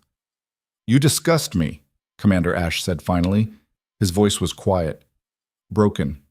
We worshipped you, we died for you, and you were never going to save us. No, Seraphine agreed. I wasn't, because I don't need saving, she continued, and neither does this kingdom. What it needs is people willing to do the work of governing instead of fighting over symbols. People willing to compromise and adapt and carry the weight of impossible choices. People who understand that legitimacy comes from results, not documents. Pretty speech, Ash said.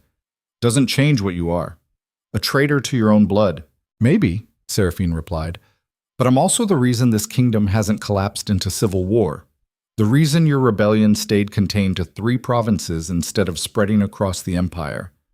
The reason Lucien knew where to hit you and when to offer mercy. I've been protecting both sides from themselves for 20 years. So call me a traitor if you want. But I saved more Ashbourne lives than you ever did. The accusation landed hard. Ash's face went white because he knew it was true. Knew that his rebellion had cost hundreds of lives. Knew that the queen he'd worshipped had been working against him the whole time.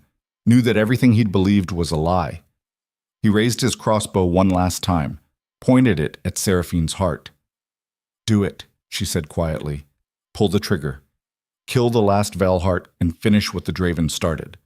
Maybe that'll finally give you the justice you're looking for.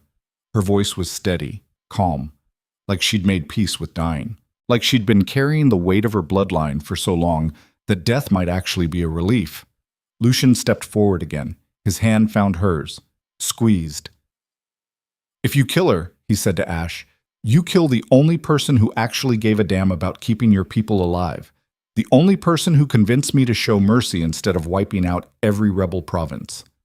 The only person who understood that this war would destroy everyone if it went too far. Ash's hand was shaking on the crossbow. He was crying now, silent tears running down his face. The tears of a man watching his entire worldview collapse. She was supposed to be our salvation, he whispered. I know, Lucien said, but salvation is a lie. There's only survival, and she's better at it than anyone I've ever met. The crossbow lowered, slowly, like it weighed 1,000 pounds. Ash looked at Seraphine one last time. I hope you can live with what you've become. Then he turned and limped toward the door. His remaining men followed, wounded, defeated, carrying the knowledge that their lost queen had chosen the enemy. The room fell silent. Just Seraphine and Lucien and 2 corpses and the smell of burned parchment. Alara's body was still warm. Marcus's eyes were still open. They died protecting a lie that had just been exposed. Died for a queen who'd been the enemy the whole time. Seraphine wanted to scream, wanted to break down, wanted to let 20 years of grief and rage and exhaustion finally consume her. But she couldn't, because queens didn't break. They carried the weight until it crushed them, or they learned to walk with broken bones.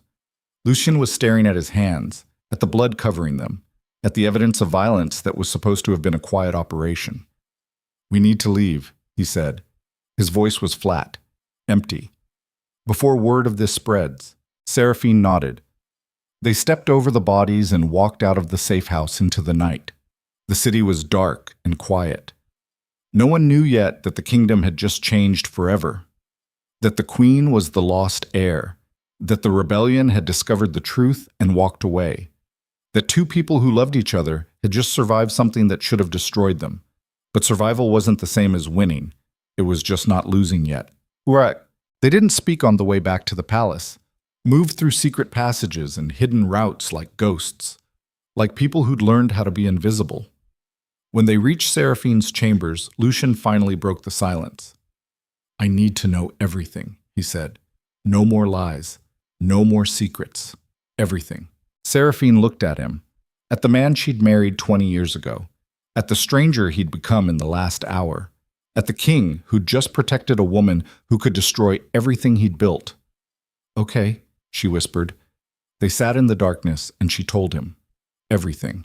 About the servants who'd smuggled her out as an infant, about growing up in hiding, trained to hate his family, about infiltrating the court with the intention of revenge, about the night she'd held a knife to his throat and couldn't bring herself to use it, about falling in love with the man she was supposed to destroy, about building networks to protect both his kingdom and the loyalists who thought she was coming to save them, about the torture and the bodies and the secrets buried so deep she'd thought they'd never surface, about choosing him over her birthright every single day for 20 years.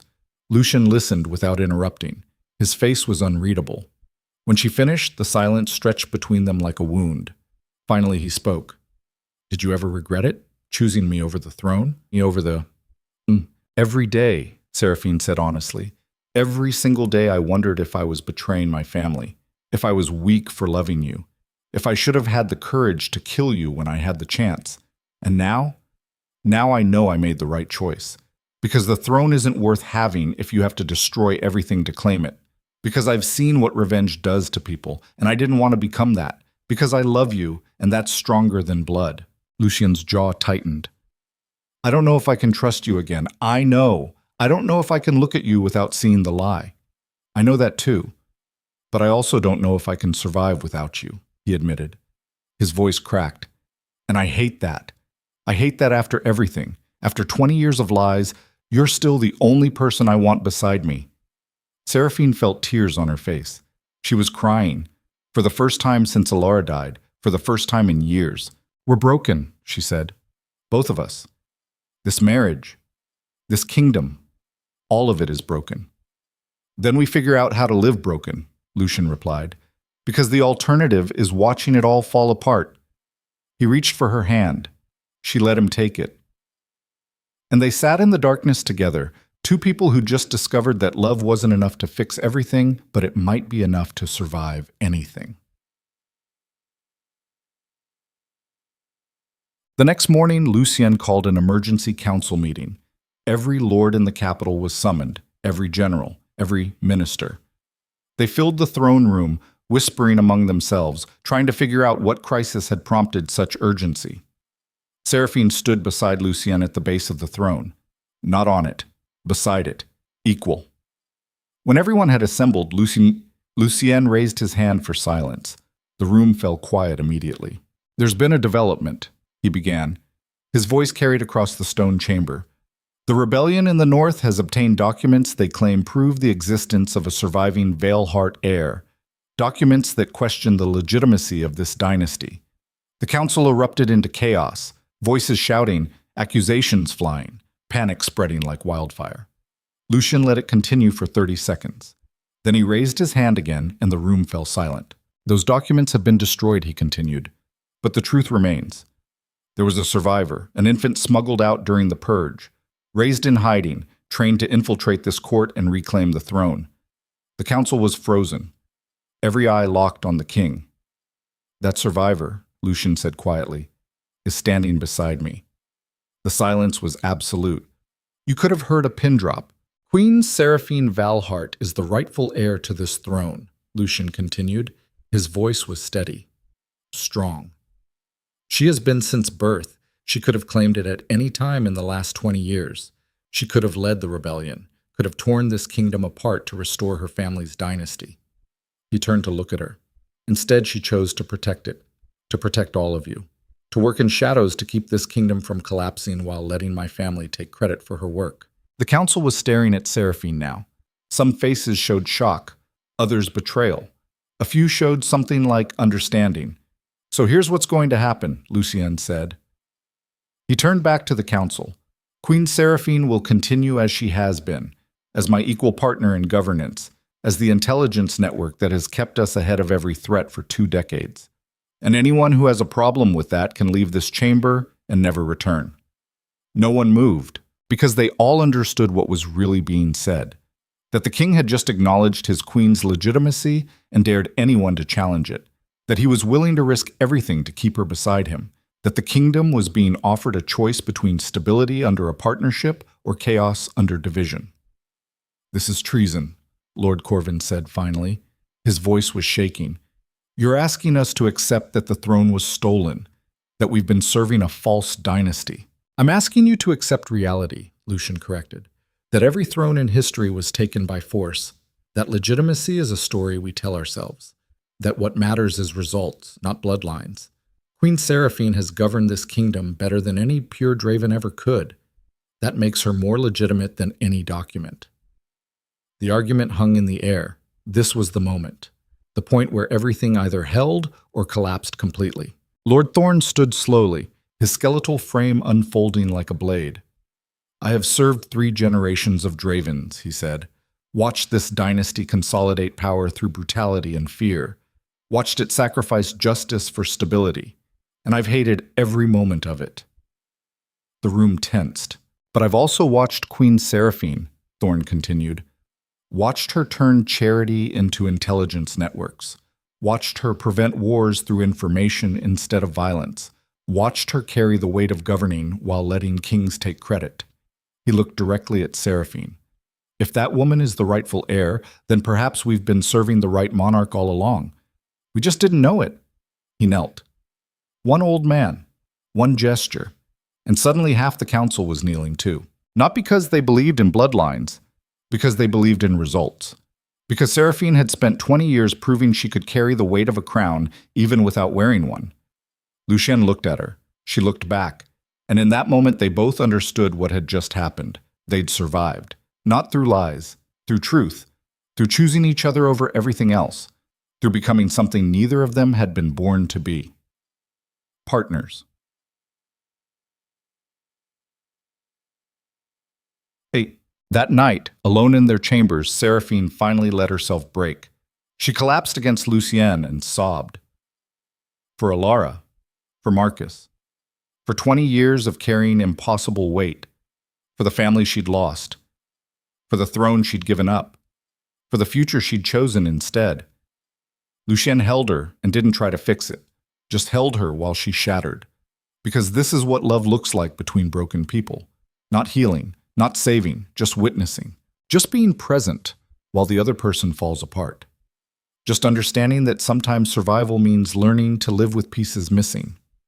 When the crying finally stopped, Seraphine pulled back and looked at him. "I'm still the heir," she said. "That doesn't change.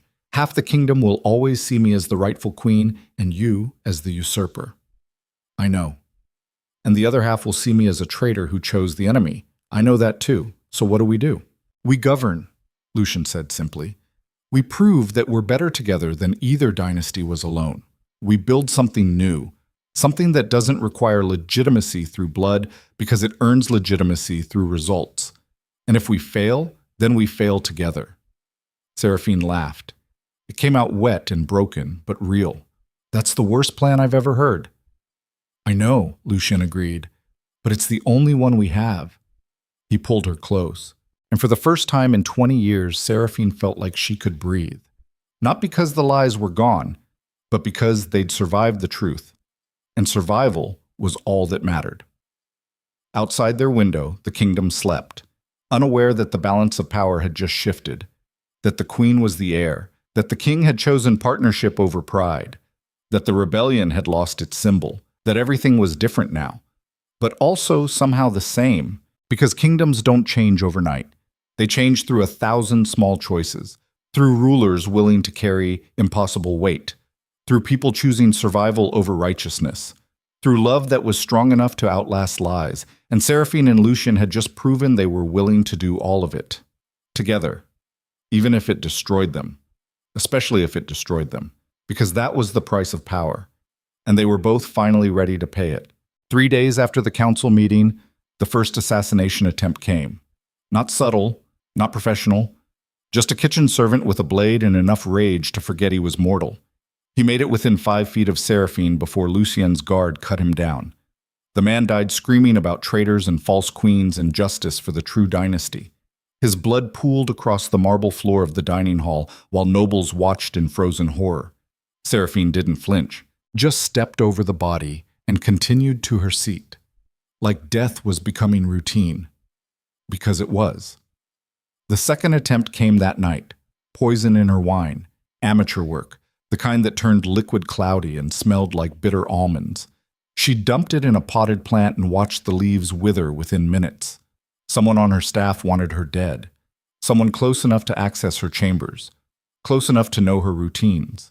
The third attempt was more creative. A crossbow bolt through her bedroom window while she was changing for bed. It missed by inches and buried itself in the wall where her head had been seconds earlier. Lucien found her standing in front of the bolt, examining the angle, calculating trajectory. "We need to move you to secure chambers," he said. His voice was tight, controlled rage barely contained. "No," Seraphine replied. "Moving shows weakness, shows them they're getting to me. They're trying to fucking kill you. They've been trying to kill me for 20 years. This isn't new." But it was new. Because before, the threats had been external. Rebels and loyalists who didn't know who she was. Random violence aimed at the crown, not the woman wearing it. Now it was personal. Now half the kingdom saw her as a traitor who'd betrayed her own blood. The other half saw her as a usurper who'd infiltrated the court through deception. And a growing third faction saw her as something worse, a woman with power. And powerful women were always the most dangerous target, because men could convince themselves that male rulers earned their thrones through strength or strategy or divine right. But women in power were always suspect, always accusations of manipulation or seduction or witchcraft masquerading as competence. Seraphine had governed from shadows for 2 decades, and no one questioned it because they didn't know. Now they knew. And they couldn't forgive her for being better at it than their kings. Lord Corvin led the opposition, called emergency council sessions, demanded investigations into her intelligence networks, pushed for restrictions on her authority. He was careful, never directly accused her of treason, just raised questions, planted doubts, eroded confidence through insinuation, politics as slow-motion assassination, the kind that was legal. "Your Grace," he said during one particularly brutal session, "the people are concerned. They want to know if their queen's loyalties lie with the throne or with the ghosts of a dead dynasty." "My loyalties lie with keeping this kingdom intact," Seraphine replied. Her voice was calm, cold, which is more than I can say for lords who spend council sessions undermining their rulers instead of governing. "I'm simply asking questions the people want answered." "The people," Seraphine said, "don't give a fuck about bloodlines. They care about food and safety and whether their children will survive to adulthood. Everything else is theater performed by nobles who've never missed a meal." The council chamber went silent. You could insult a lord's honor and he'd laugh it off, but call him irrelevant and you'd made an enemy for life. Corvin's face went red. "You forget yourself, Your Grace." "No," Seraphine corrected. "You forget that I've been running intelligence networks for 2 decades while you were getting drunk at banquets and fucking your way through the servant staff. Don't lecture me about what the people want. I know more about this kingdom than you ever will." Lucien leaned forward, his voice cut through the tension like a blade. "Lord Corvin, you're dismissed. Your Majesty, I—" "Dismissed?" Lucien repeated. "Now." Corvin stood, bowed stiffly, left the chamber with murder in his eyes. "That was a mistake," Lord Thorne said quietly after the door closed. "You've made a powerful enemy." "He was already an enemy," Seraphine replied. "Now he's just an honest one." But Thorne was right, because Corvin wasn't just a single lord with wounded pride. He represented a faction, noble houses that had served the Dravens for generations, military commanders who'd built careers on loyalty to the crown, merchants who'd profited from stability and feared the chaos that might come from acknowledging the Queen's true bloodline. They were organizing, meeting in private, building alliances. And 3 days before the Crimson Moon Festival, they made their move. Jitbat, The petition arrived at dawn, delivered by a delegation of 12 lords representing 40 noble houses across the kingdom. They stood in the throne room with faces carved from stone and presented their demands. Lord Garrett spoke for them. Young, ambitious, stupid enough to think this would end well. "Your Majesties," he began. His voice was formal, rehearsed. "We come representing the concerns of the nobility and the people they serve.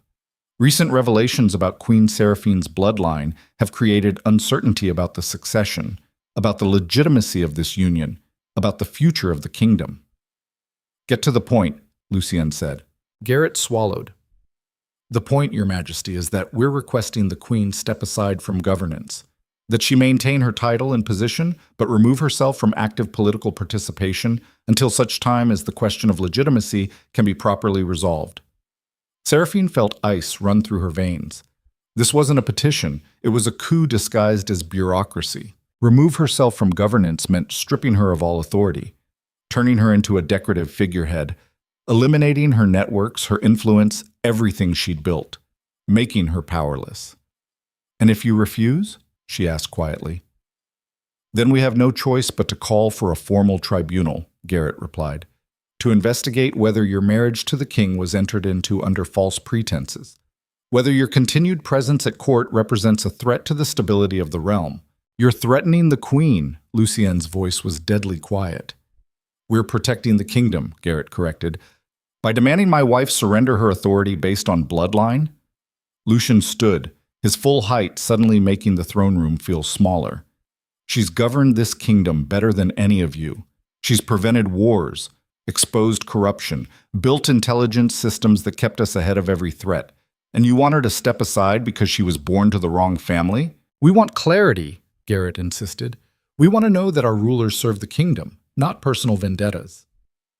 "Then you should be investigating yourselves," Seraphine said. Her voice cut across the chamber. "Because I've spent 20 years serving this kingdom while you've been serving your own interests. I've prevented rebellions while you've profited from them. I've built networks that protected your lands while you've been bleeding them dry through corruption. That's—" "I'm not finished," she interrupted. Her voice went cold, sharp. "You want a tribunal? Fine. Let's have one.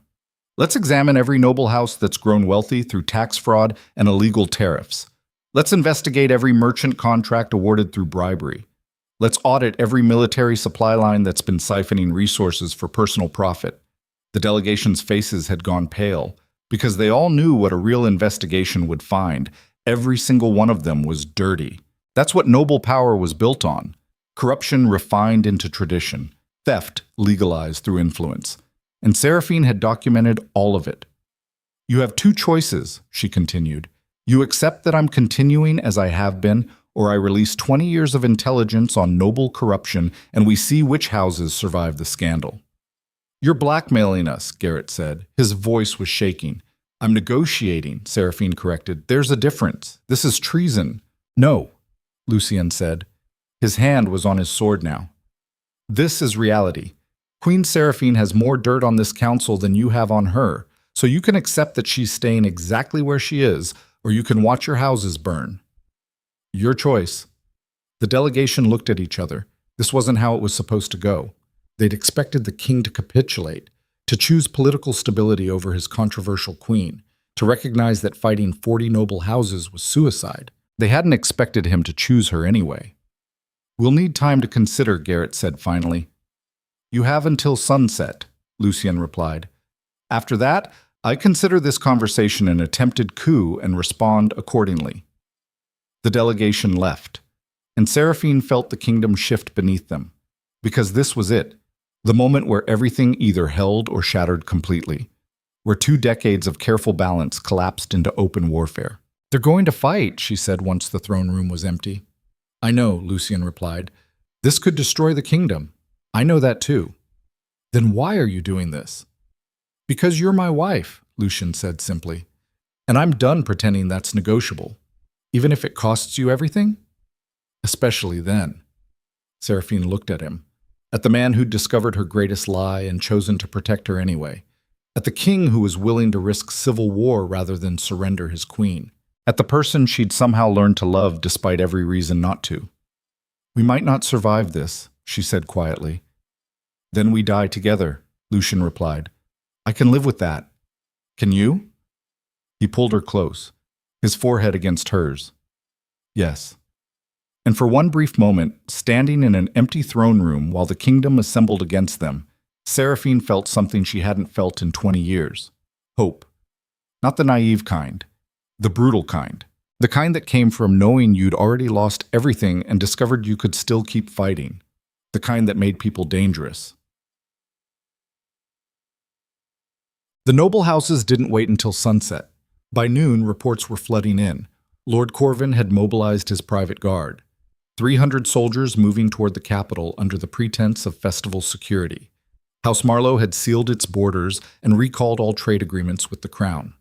Lord Garrett's faction was meeting in an abandoned monastery outside the city walls, coordinating a unified response. And in the northern provinces, the Ashbourne Rebellion was reforming. Commander Ash had sent word through back channels. A message for Seraphine specifically. You chose the Dravens, now watch them destroy you. It would have been poetic if it wasn't so fucking accurate, because that's what was happening. The kingdom she'd protected was turning on her. The nobles she'd kept in power were mobilizing against her. The rebels she'd contained were preparing to strike.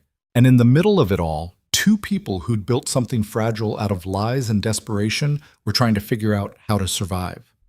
Lucien was in the war chamber, surrounded by maps and troop counts and grim-faced generals who kept asking the same question. How did we let it get this bad? The answer was obvious. By telling the truth. By acknowledging that legitimacy was complicated. By expecting people to accept reality instead of the comfortable lies they'd been living with. We need to mobilize the royal guard, one general said. Secure the palace, prepare for siege. No, Lucien replied. That makes us look guilty. Like we're afraid. We should be afraid, another general countered. 40 noble houses coordinating against the crown? That's civil war. Only if we fight it like civil war, Seraphine said. She'd entered the chamber silently, the way she always moved, like a ghost wrapped in expensive fabric. The generals turned to look at her, some with respect, some with thinly veiled hostility, all of them trying to figure out if she was an asset or a liability. What are you suggesting, Your Grace? The first general asked. That we change the narrative, Seraphine replied. Right now, the nobles are framing this as protecting the kingdom from a compromised queen. We let them keep that narrative and we lose. But if we reframe it as corrupt lords trying to remove oversight, trying to eliminate the person who's been documenting their crimes, then we win. How? Another general demanded. By releasing the intelligence, Seraphine said. All of it. Every dirty secret, every corrupt contract, every illegal deal. We bury them in their own corruption before they can organize. That would destabilize the entire noble class, a general protested.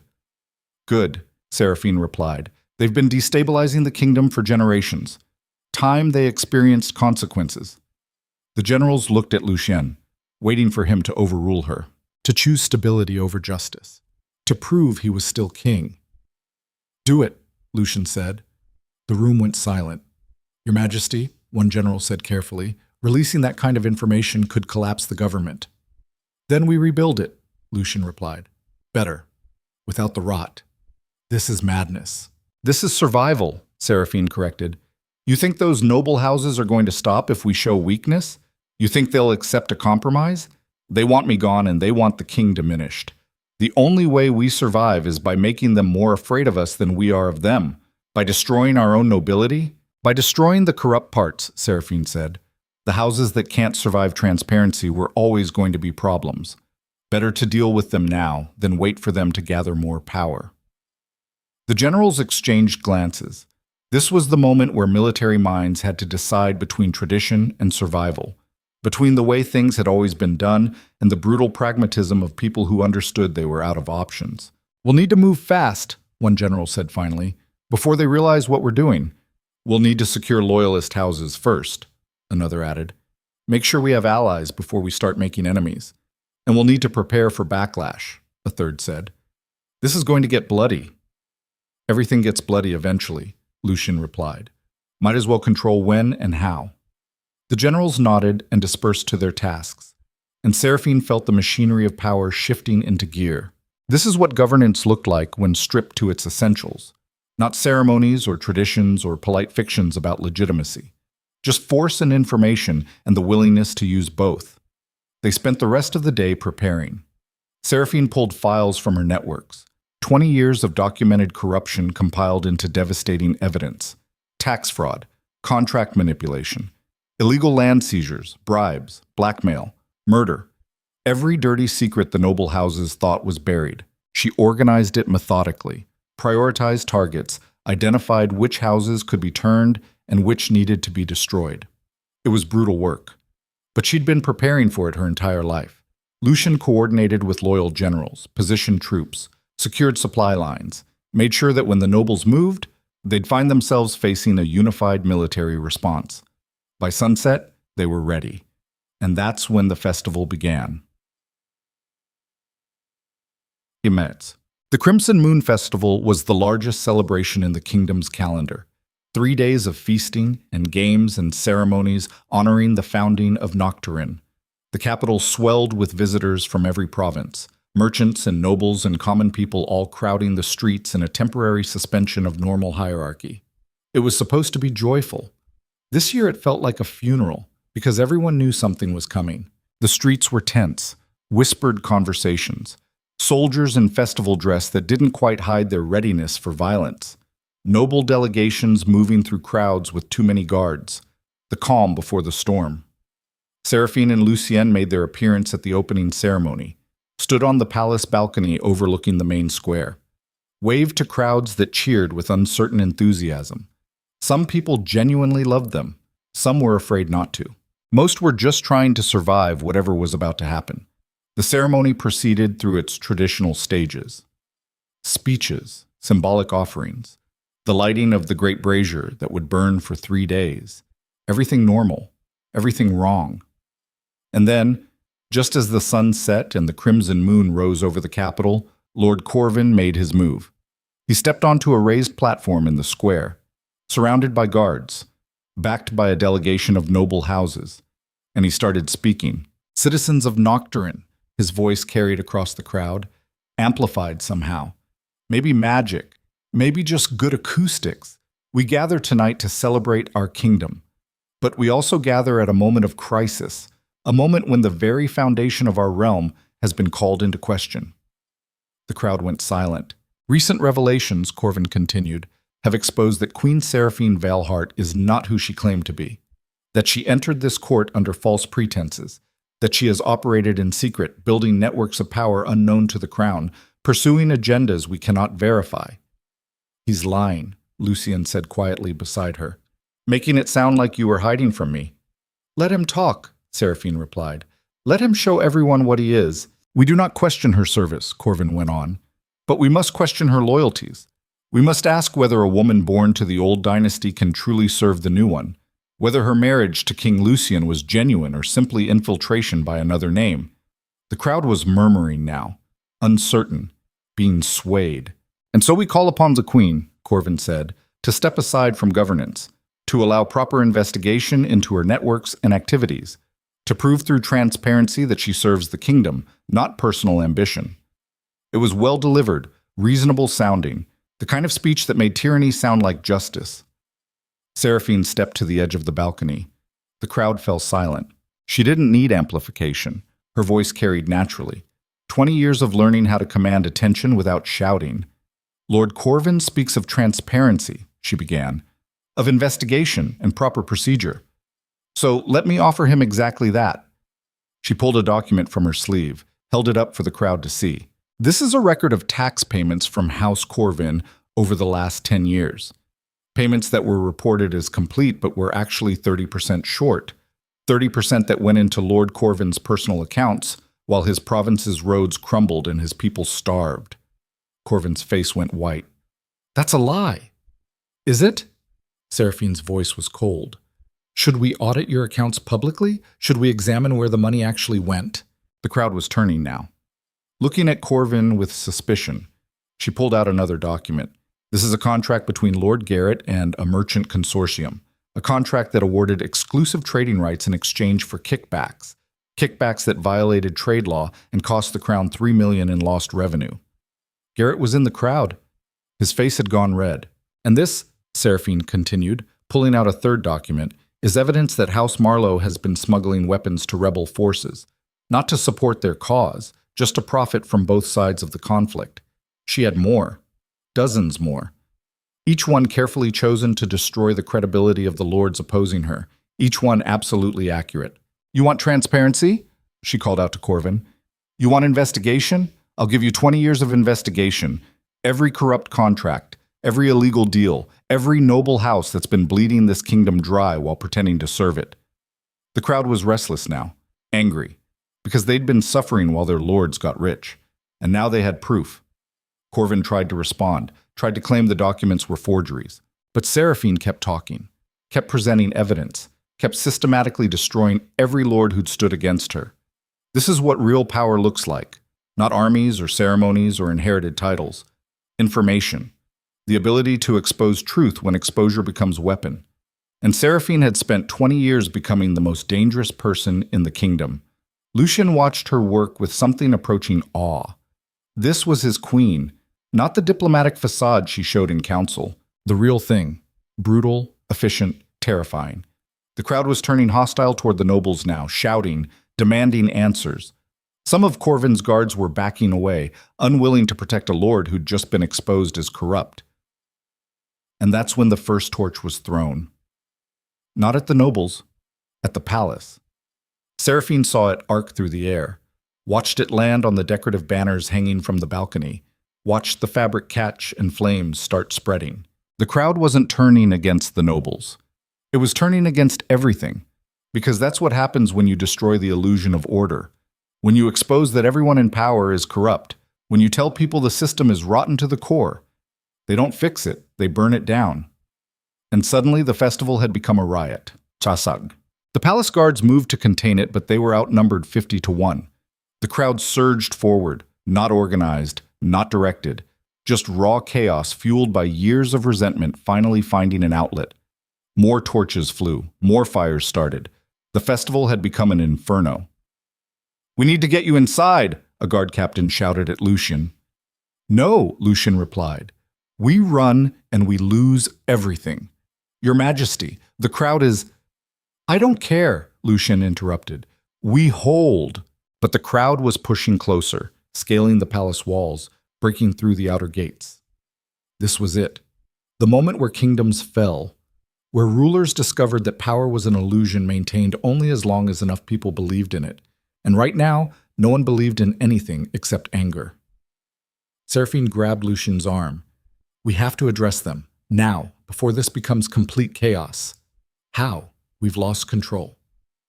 "Then we take it back," Seraphine said. She stepped to the very edge of the balcony, right up to where the fire was spreading, close enough that the heat made her skin prickle.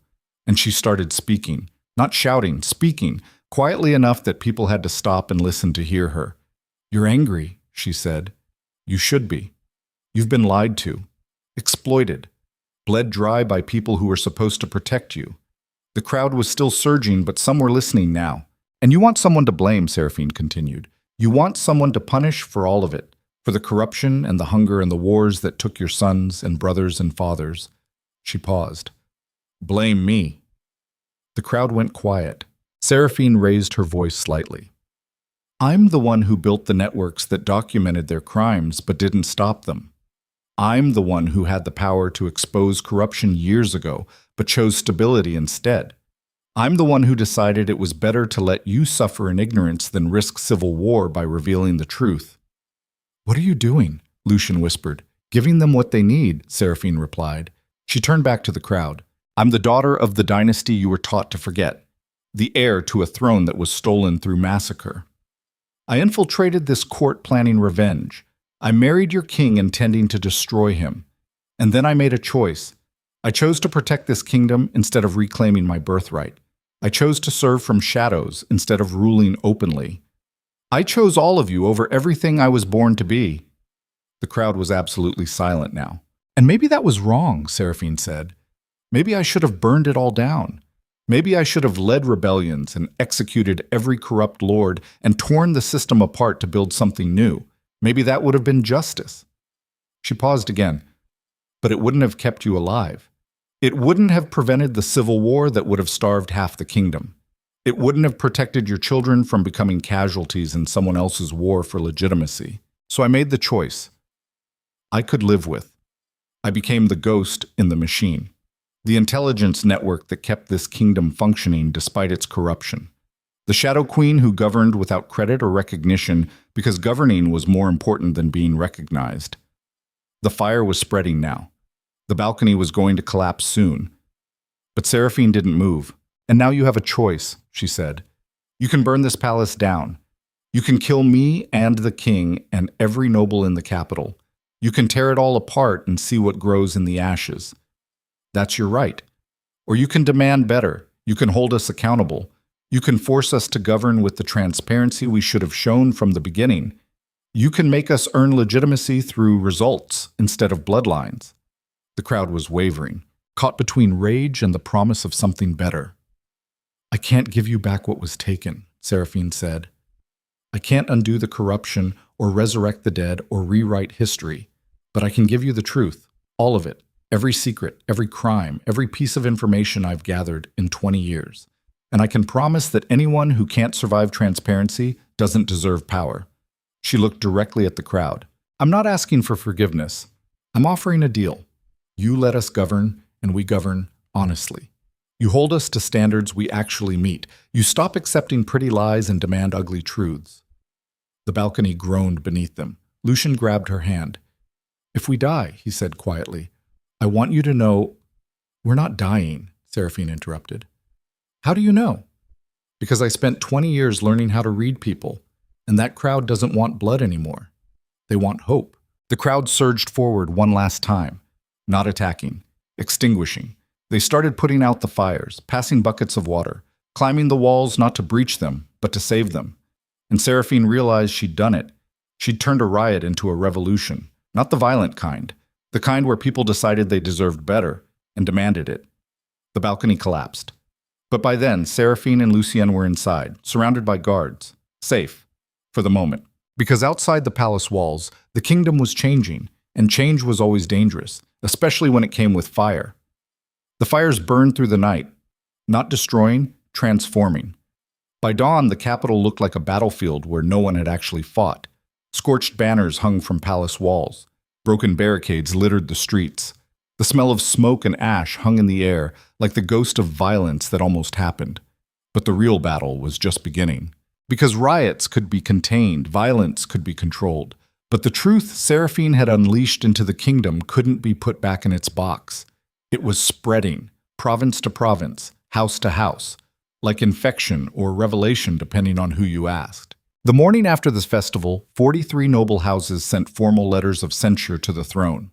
Not open rebellion, just the documented withdrawal of support, the kind of political maneuvering that preceded civil war by about 6 weeks. Lord Corvin disappeared, fled the capital before dawn with his remaining guards and whatever wealth he could carry. By noon, there were reports he'd crossed into the northern territories, probably planning to join what was left of the Ashbourne Rebellion, a desperate alliance, the corrupt lord and the true believers, united only by their hatred of the woman who'd exposed them both. Lord Garrett tried a different approach. He requested a private audience with the king, came alone, unarmed, looking like a man who'd aged 10 years in a single night. Lucien received him in the war chamber. Seraphine was there too, not hiding anymore, not pretending she wasn't the power behind the throne, just standing beside her husband, like the equal partner she'd always been. Garrett knelt, not out of respect, out of survival instinct. Your Majesties, he began. His voice was hoarse. I come to beg forgiveness for my role in yesterday's misunderstanding. Misunderstanding, Seraphine repeated. The word tasted like ash. You tried to have me removed from power and you're calling it a misunderstanding? I was misled, Garrett insisted. Lord Corvin presented compelling arguments. I didn't realize the full scope of... You didn't realize I had evidence of your corruption, Seraphine interrupted. That's what you didn't realize. You thought you could move against me without consequences. Garrett's face went red. Your Grace, I made a mistake. I acknowledge that. But House Garrett has served the crown for 4 generations. Surely that counts for something. It counts for the reason you're still alive, Lucian said. His voice was cold, measured. But don't mistake mercy for forgiveness. You tried to undermine my queen. You tried to destabilize the kingdom during a crisis. That's treason regardless of how you dress it up. I'll do anything, Garrett said. His pride was completely gone now, replaced by naked fear. Whatever you want, whatever penance is required. Seraphine walked to the window, looked out over the city that had almost burned the night before. The people were already rebuilding, clearing debris, repairing damage, moving forward because standing still meant dying. That's what survival looked like. Not grand gestures, just the relentless momentum of people who refused to quit. House Garrett controls 3 provinces, she said without turning around. Rich farmland, strategic ports. You've been skimming profits for years while your people barely survive. Garrett said nothing. What could he say? She had the receipts. Here's your penance, Seraphine continued. You're going to open your books. All of them. You're going to show exactly where every coin went. And then you're going to use your personal fortune to rebuild the infrastructure you've been neglecting. That will bankrupt my house, Garrett protested. Good, Seraphine replied. Maybe whoever comes after you will govern better. Or maybe your house falls completely, and we divide your territories among people who actually care about them. Either way, the corruption ends. She turned to face him. You have 1 week to comply. After that, I release everything I have on House Garrett and let the provinces decide your fate themselves. Garrett's face had gone white.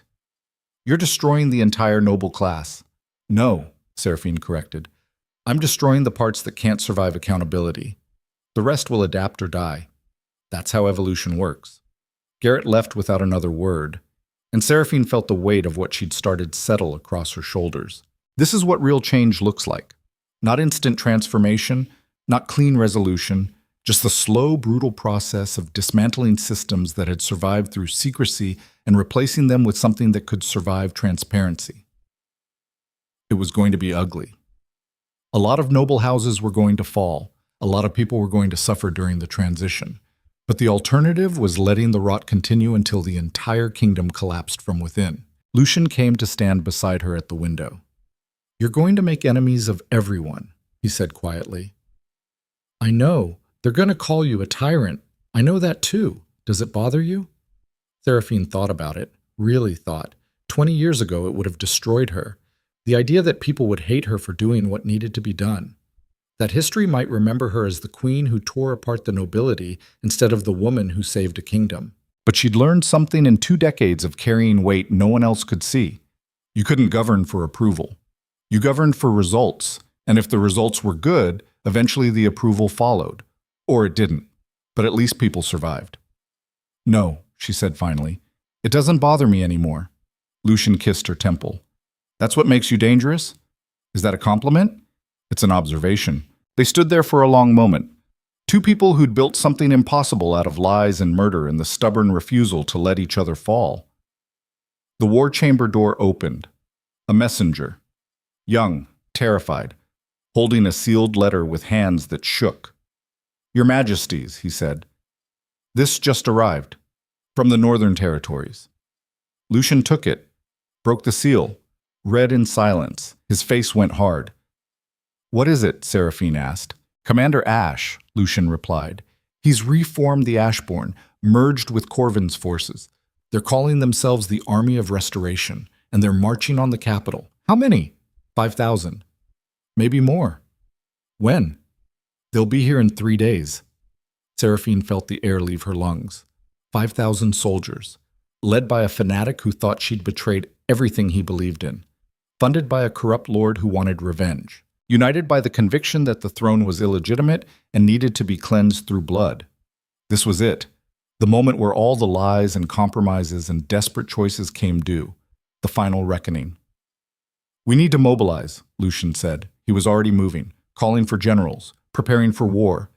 We have maybe 2 days to fortify and— No, Seraphine interrupted. He stopped, turned to look at her. What?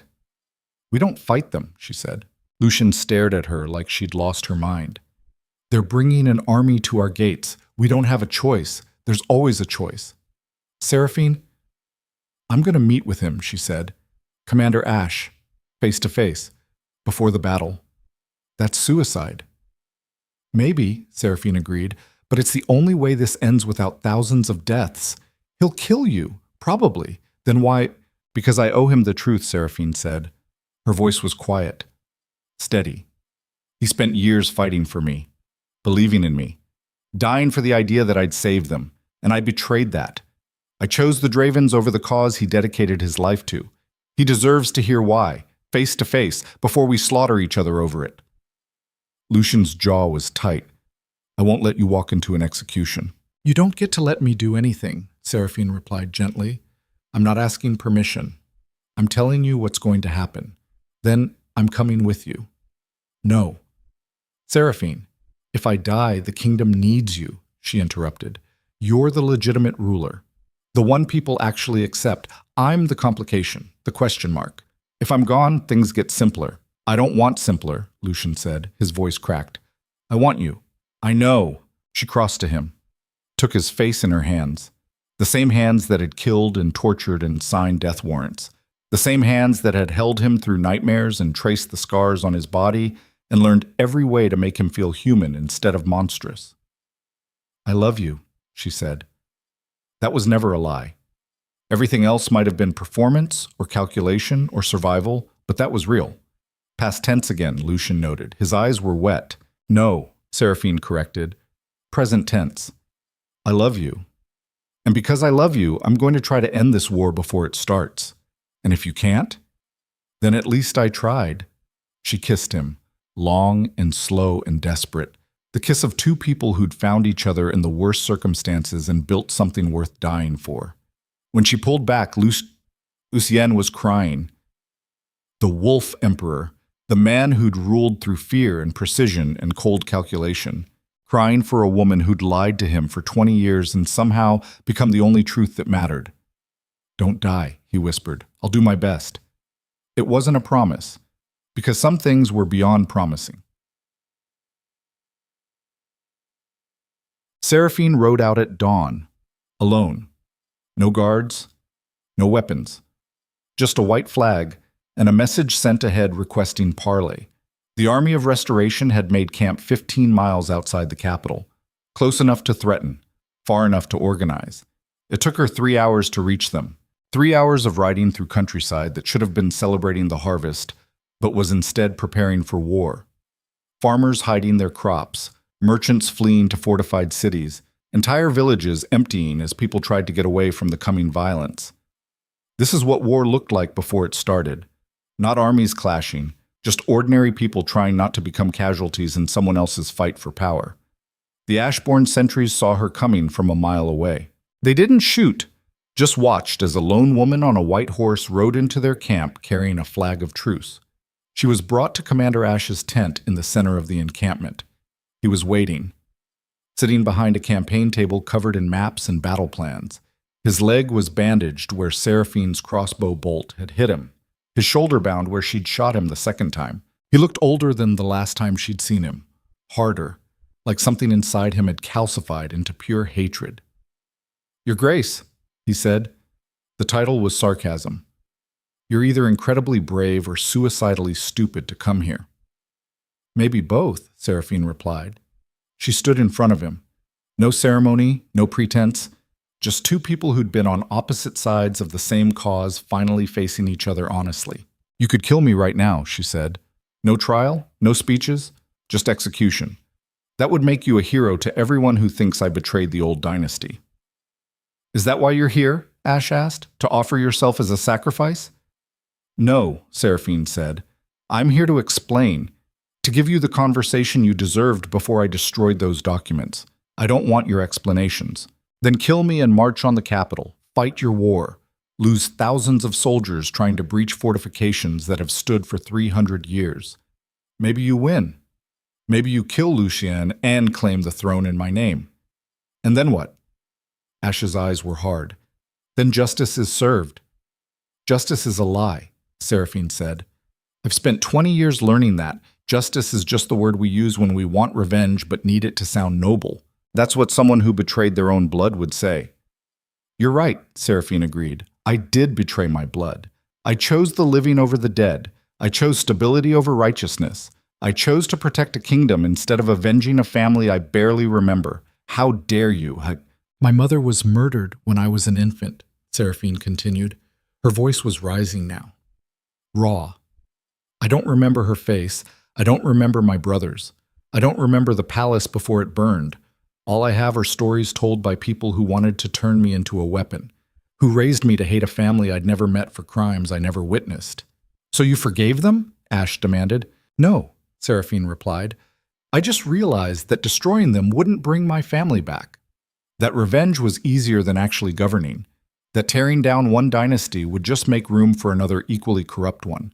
That the cycle of violence only stopped when someone chose to stop it. By choosing the murderers over the murdered. By choosing the future over the past. She stepped closer to the table, close enough that Ash could have drawn a blade and ended her. He didn't. You want to know the real betrayal? She asked. It's not that I married Lucy Yan. It's not that I protected his throne. It's that I discovered he was a better king than my father ever was. That's blasphemy. It's truth, Seraphine said.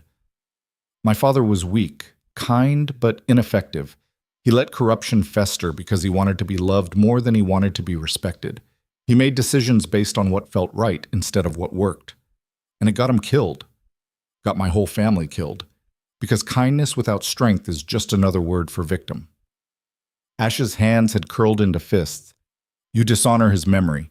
I honor it by not repeating his mistakes, Seraphine countered. By learning that governing requires more than good intentions. That sometimes the corrupt system that keeps people fed is better than the righteous revolution that burns everything down. That being right doesn't matter if everyone's dead. The tent had gone completely silent. Other commanders had gathered, listening, hearing their lost queen systematically dismantle everything they'd fought for. This is the hardest truth about ideology. It works beautifully in theory. In practice, it runs into reality, into the messy truth that people need to eat before they need justice. That stability matters more than legitimacy. That sometimes the wrong ruler is better than no ruler at all. I came here to tell you I'm sorry, Seraphine said. Her voice had gone quiet now, soft. I'm sorry you wasted years fighting for someone who was never going to save you. I'm sorry I let you believe the lie. I'm sorry that the symbol you worship turned out to be human. Ash was shaking. So what now? You expect me to just surrender? To tell my soldiers that everything they fought for was a mistake? No, Seraphine said. I expect you to make a choice. You can march on the capital and fight a war you might win. Claim the throne in my name, even though I'm standing here telling you I don't want it. Rule through force and spend the rest of your life fighting rebellions from people who don't accept your legitimacy.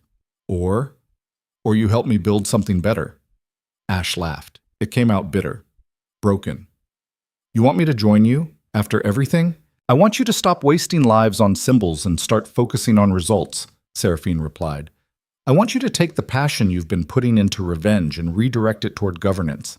I want you to hold me and Lucian accountable to the promises we made, to make sure we actually govern with transparency instead of just claiming we will. Why would I trust you? Because I just rode into your camp alone, Seraphine said. Because I'm standing here unarmed, giving you the perfect opportunity to kill me and end this. Because I'm offering you something more valuable than a throne. What? Purpose, Seraphine replied. Real purpose. Not the symbolic kind. The kind where you actually make people's lives better instead of just making yourself feel righteous. The tent was completely silent. Every commander watching, every soldier listening. This was the moment. The fulcrum point. Where everything either broke or bent into something new. Commander Ash stood slowly. His wounded leg made him wince. He walked around the table until he was standing directly in front of Seraphine. They were the same height, eye to eye. Two people born on opposite sides of a conflict that should have made them enemies forever. I hate you, Ash said quietly. I know, Seraphine replied. You destroyed everything I believed in. I know that too. I should kill you for it. Yes. Why don't I? Because you're smarter than your rage, Seraphine said. Because somewhere beneath the ideology and the righteousness, you actually care about making things better. And you know that killing me just continues the cycle. Ash's eyes were wet. You're asking me to betray my own cause. I'm asking you to evolve it, Seraphine corrected, to recognize that the cause was never really about restoring a dynasty. It was about justice. And justice doesn't come from bloodlines. It comes from accountability. The silence stretched. Then Ash extended his hand. Not a gesture of surrender, a gesture of negotiation. Seraphine took it and felt the war end before it began. Look. They hammered out the terms over 3 days, not in secret, in full view of both armies, with representatives from the capital and the provinces all participating. The army of restoration would stand down, but in exchange, Seraphine and Lucien would implement immediate reforms. Noble houses would be required to open their financial records for public audit. Corrupt lords would face tribunals with representation from common citizens. A council would be formed with seats for provincial representatives, not just nobles. Real power sharing, real accountability. It was messy, complicated, full of compromises that satisfied no one completely, which meant it might actually work. Commander Ash took a position as Minister of Provincial Affairs, a newly created role with actual authority, not ceremonial, not decorative, real power to investigate corruption and implement reform. He'd gone from rebel commander to government official, from destroyer to builder. The irony wasn't lost on anyone. Lord Corvin tried to flee the kingdom entirely, got caught at the border with a wagon full of stolen gold, faced trial, was convicted by a jury that included farmers and merchants alongside nobles, executed not for treason but for theft and corruption. His death wasn't symbolic, it was legal. That was the difference. Other noble houses fell in the purges that followed, not through violence, through transparency. Houses that couldn't survive public scrutiny simply collapsed. Their lands were redistributed, their titles revoked. The nobility didn't disappear, but it changed, became something that had to earn legitimacy instead of inherit it. It took 2 years for the reforms to settle, 2 years of chaos and resistance and nobles trying to cling to power. But slowly, painfully, the kingdom transformed, not into something perfect. Perfect didn't exist, but into something functional, something that could survive truth instead of requiring lies. And through it all, Seraphine and Lucien ruled together, not as king and consort, as equal partners, the wolf emperor and the hidden truth queen, the man who'd inherited power and the woman who'd stolen it back then, given it away. They fought constantly, disagreed on policy, argued over strategy, but they never stopped working together, never stopped being the partnership that was somehow stronger than either of them alone. What? 5 years after the Crimson Moon Festival, Seraphine stood on the same balcony where she'd nearly died. It had been rebuilt, reinforced, made stronger through the same process that had rebuilt the kingdom. The capital sprawled below her, bigger than before, more prosperous, the kind of prosperity that came from functional governance instead of noble exploitation. It wasn't paradise. There was still poverty, still corruption, still people suffering. But it was better, measurably better, and better was all you could hope for. Lucien came to stand beside her. He was grayer now. The stress of reform had aged him. But he stood straighter, carried the weight differently, like it was burden instead of prison. "Do you ever regret it?" he asked. The question he'd asked before but seemed to need to keep asking. "Choosing me over the throne?" "Every day," Seraphine replied honestly. Then she smiled. "And I'd make the same choice every time, even knowing how it would turn out, especially knowing how it would turn out. Because that was the truth she'd learned, the hard truth, the kind that took decades to understand. Love wasn't about finding someone who made life easy. It was about finding someone who made the hard parts worth carrying, someone who saw you at your absolute worst and chose you anyway. Someone who understood that partnership meant sharing weight, not eliminating it. Seraphine had spent 20 years hiding, building walls, protecting secrets, becoming the ghost in the machine who governed without being seen. And in the process, she'd almost disappeared entirely. But Lucien had seen her anyway. Not the mask, not the queen, the woman beneath, complicated and brutal and carrying more weight than anyone should have to carry. And he'd loved her for it, not despite her lies, because of what those lies revealed about how far she'd go to protect something she believed in. That was the paradox, the thing that made no sense but was somehow true. The lies had been real, the deception had been honest, because every choice she'd made, even the terrible ones, had been in service of something larger than herself. A messenger arrived, bowed, delivered a report. Commander Ash requests audience, Your Majesties. He has news from the northern provinces. Send him in, Lucien said. Ash entered. He walked without a limp now. 5 years of peace had healed old wounds. He looked different, too. Less like a soldier, more like a statesman. The kind of transformation that came from redirecting passion toward construction instead of destruction. Your Majesties, he began, then stopped, smiled slightly. I still hate calling you that. Old habits, Seraphine replied. The reforms are working, Ash continued. Northern provinces are reporting increased crop yields. Trade routes are functioning properly. And for the first time in my lifetime, people actually trust their local governors. That's good news, Lucien said. So why do you look worried? Because it's fragile, Ash replied. All of it. One bad harvest, one corrupt official we didn't catch, one noble house that figures out how to game the new system, and it could all collapse. So we stay vigilant, Seraphine said. We keep adapting. We keep holding each other accountable. That's how you maintain something worth having. Ash nodded. He turned to leave, then stopped. Your Grace, he said, looking at Seraphine. I never apologized for trying to kill you. Multiple times. I never apologized for shooting you, Seraphine replied. Multiple times. They looked at each other. Two people who'd been enemies and become something stranger. Not quite friends. Not quite allies. Something in between. Something built on mutual respect earned through opposition. We're even then, Ash said. Not even close, Seraphine corrected. But we're working. That's all we can do. After he left, Seraphine turned back to the view. The sun was setting over the capital, painting everything gold and crimson. The colors of fire and blood transformed into beauty. That's what time did. Transformed trauma into memory, violence into history, chaos into story. But you had to survive long enough to see it. I've been thinking, Lucien said quietly, about succession. Seraphine's stomach tightened. They'd avoided this conversation for 5 years, avoided facing the reality that they had no children, no heir, that when they died, the question of legitimacy would explode all over again. We should formalize the council, Lucien continued. Make it clear that governance passes to elected representatives instead of bloodline. That legitimacy comes from results, not inheritance. You want to end monarchy, Seraphine said slowly. I want to end the lie that anyone is born to rule, Lucien corrected. My family stole this throne. Your family had it stolen. Neither of us earned it. We just inherited violence and called it destiny. That's going to be unpopular. Most real change is. Seraphine thought about it. Really thought. 20 years ago, the idea would have been impossible. A queen giving up the throne she'd been born to reclaim?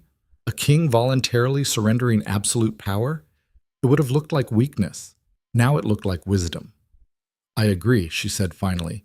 We spend whatever time we have left building a system that can survive without us. And when we're gone, the kingdom continues. Not through bloodline, but through function. Lucien took her hand. We're really doing this, ending our own dynasty before it begins. We're ending the cycle, Seraphine corrected. There's a difference. Is there? Yes, she said. Because dynasties are about power passing through families. Cycles are about violence passing through generations. We stop the cycle and maybe future generations don't have to fight the same wars we did. That's optimistic. I know, Seraphine replied. Terrifying, isn't it? They stood together and watched the sun set over a kingdom they'd nearly destroyed and somehow saved, over a city that had almost burned and rebuilt itself stronger, over people who'd been lied to for generations and were finally learning what truth looked like. It wasn't perfect, it never would be, but it was better, and better was worth fighting for. 10 years later, when Queen Seraphine Valhart died, they found her in the same underground chambers where she'd tortured prisoners for 2 decades. But she wasn't there to kill. She was there to destroy them, tearing down the torture chambers with her own hands, brick by brick, making sure future rulers couldn't use them, couldn't hide violence behind stone walls and call it governance. She'd collapsed from exhaustion, and her heart had simply stopped. Lucien found her surrounded by rubble and broken chains. She'd been 59 years old, and she'd spent 40 of those years carrying weight no one else could see. The kingdom mourned. Not because she'd been perfect, but because she'd been honest, because she'd governed with the brutal pragmatism of someone who understood that leadership was about results, not righteousness, because she'd proven that love was stronger than bloodlines and truth was more powerful than legitimacy. They buried her in the royal crypt beside kings and queens who'd ruled through divine right and inherited power. But her marker was different. It didn't list titles or bloodlines or claims to legitimacy. It just said, "Here lies Seraphine. She governed honestly." Lucien lived another 3 years, long enough to see the council system formalized, long enough to watch governance pass to elected representatives instead of inherited titles, long enough to know that the kingdom would survive without him. He died in his sleep. Alone in chambers that had felt empty since Seraphine left, they buried him beside her. And the kingdom moved on, not because they were forgotten, but because they'd built something that could survive without them. A system based on accountability instead of ancestry, power earned through results instead of inherited through blood. The cycle had ended. Not perfectly, not completely, but enough that future generations had a chance to build something better instead of just repeating the same violence. And in the end, that was all anyone could hope for. To leave the world slightly better than you found it. To love someone honestly despite every reason not to. To carry impossible weight and not let it crush you. To choose survival over righteousness and call it wisdom instead of cowardice. Seraphine and Lucien had done all of that. They'd lied and murdered and betrayed and compromised their way through 20 years of impossible choices. And somehow, against all odds, they'd built something worth having. Not a fairy tale. Fairy tales were lies for children. This was real, messy and brutal and full of moral compromises that kept you awake at night. But real was better than perfect. Real survived. And survival was the only victory that mattered. Years later, poets would romanticize their story, turn it into legend. The lost queen and the wolf emperor who chose love over legitimacy and saved a kingdom through honesty. They were wrong. It was never about romance alone. It was about two broken people learning that partnership was stronger than power, that truth was more sustainable than lies, that governance was about carrying weight, not claiming thrones. The hidden truth. Queen didn't save the kingdom because she reclaimed her birthright. She saved it because she gave it away. And King Lucien became immortal not because he held power, but because when the moment came, he proved he was strong enough to share it.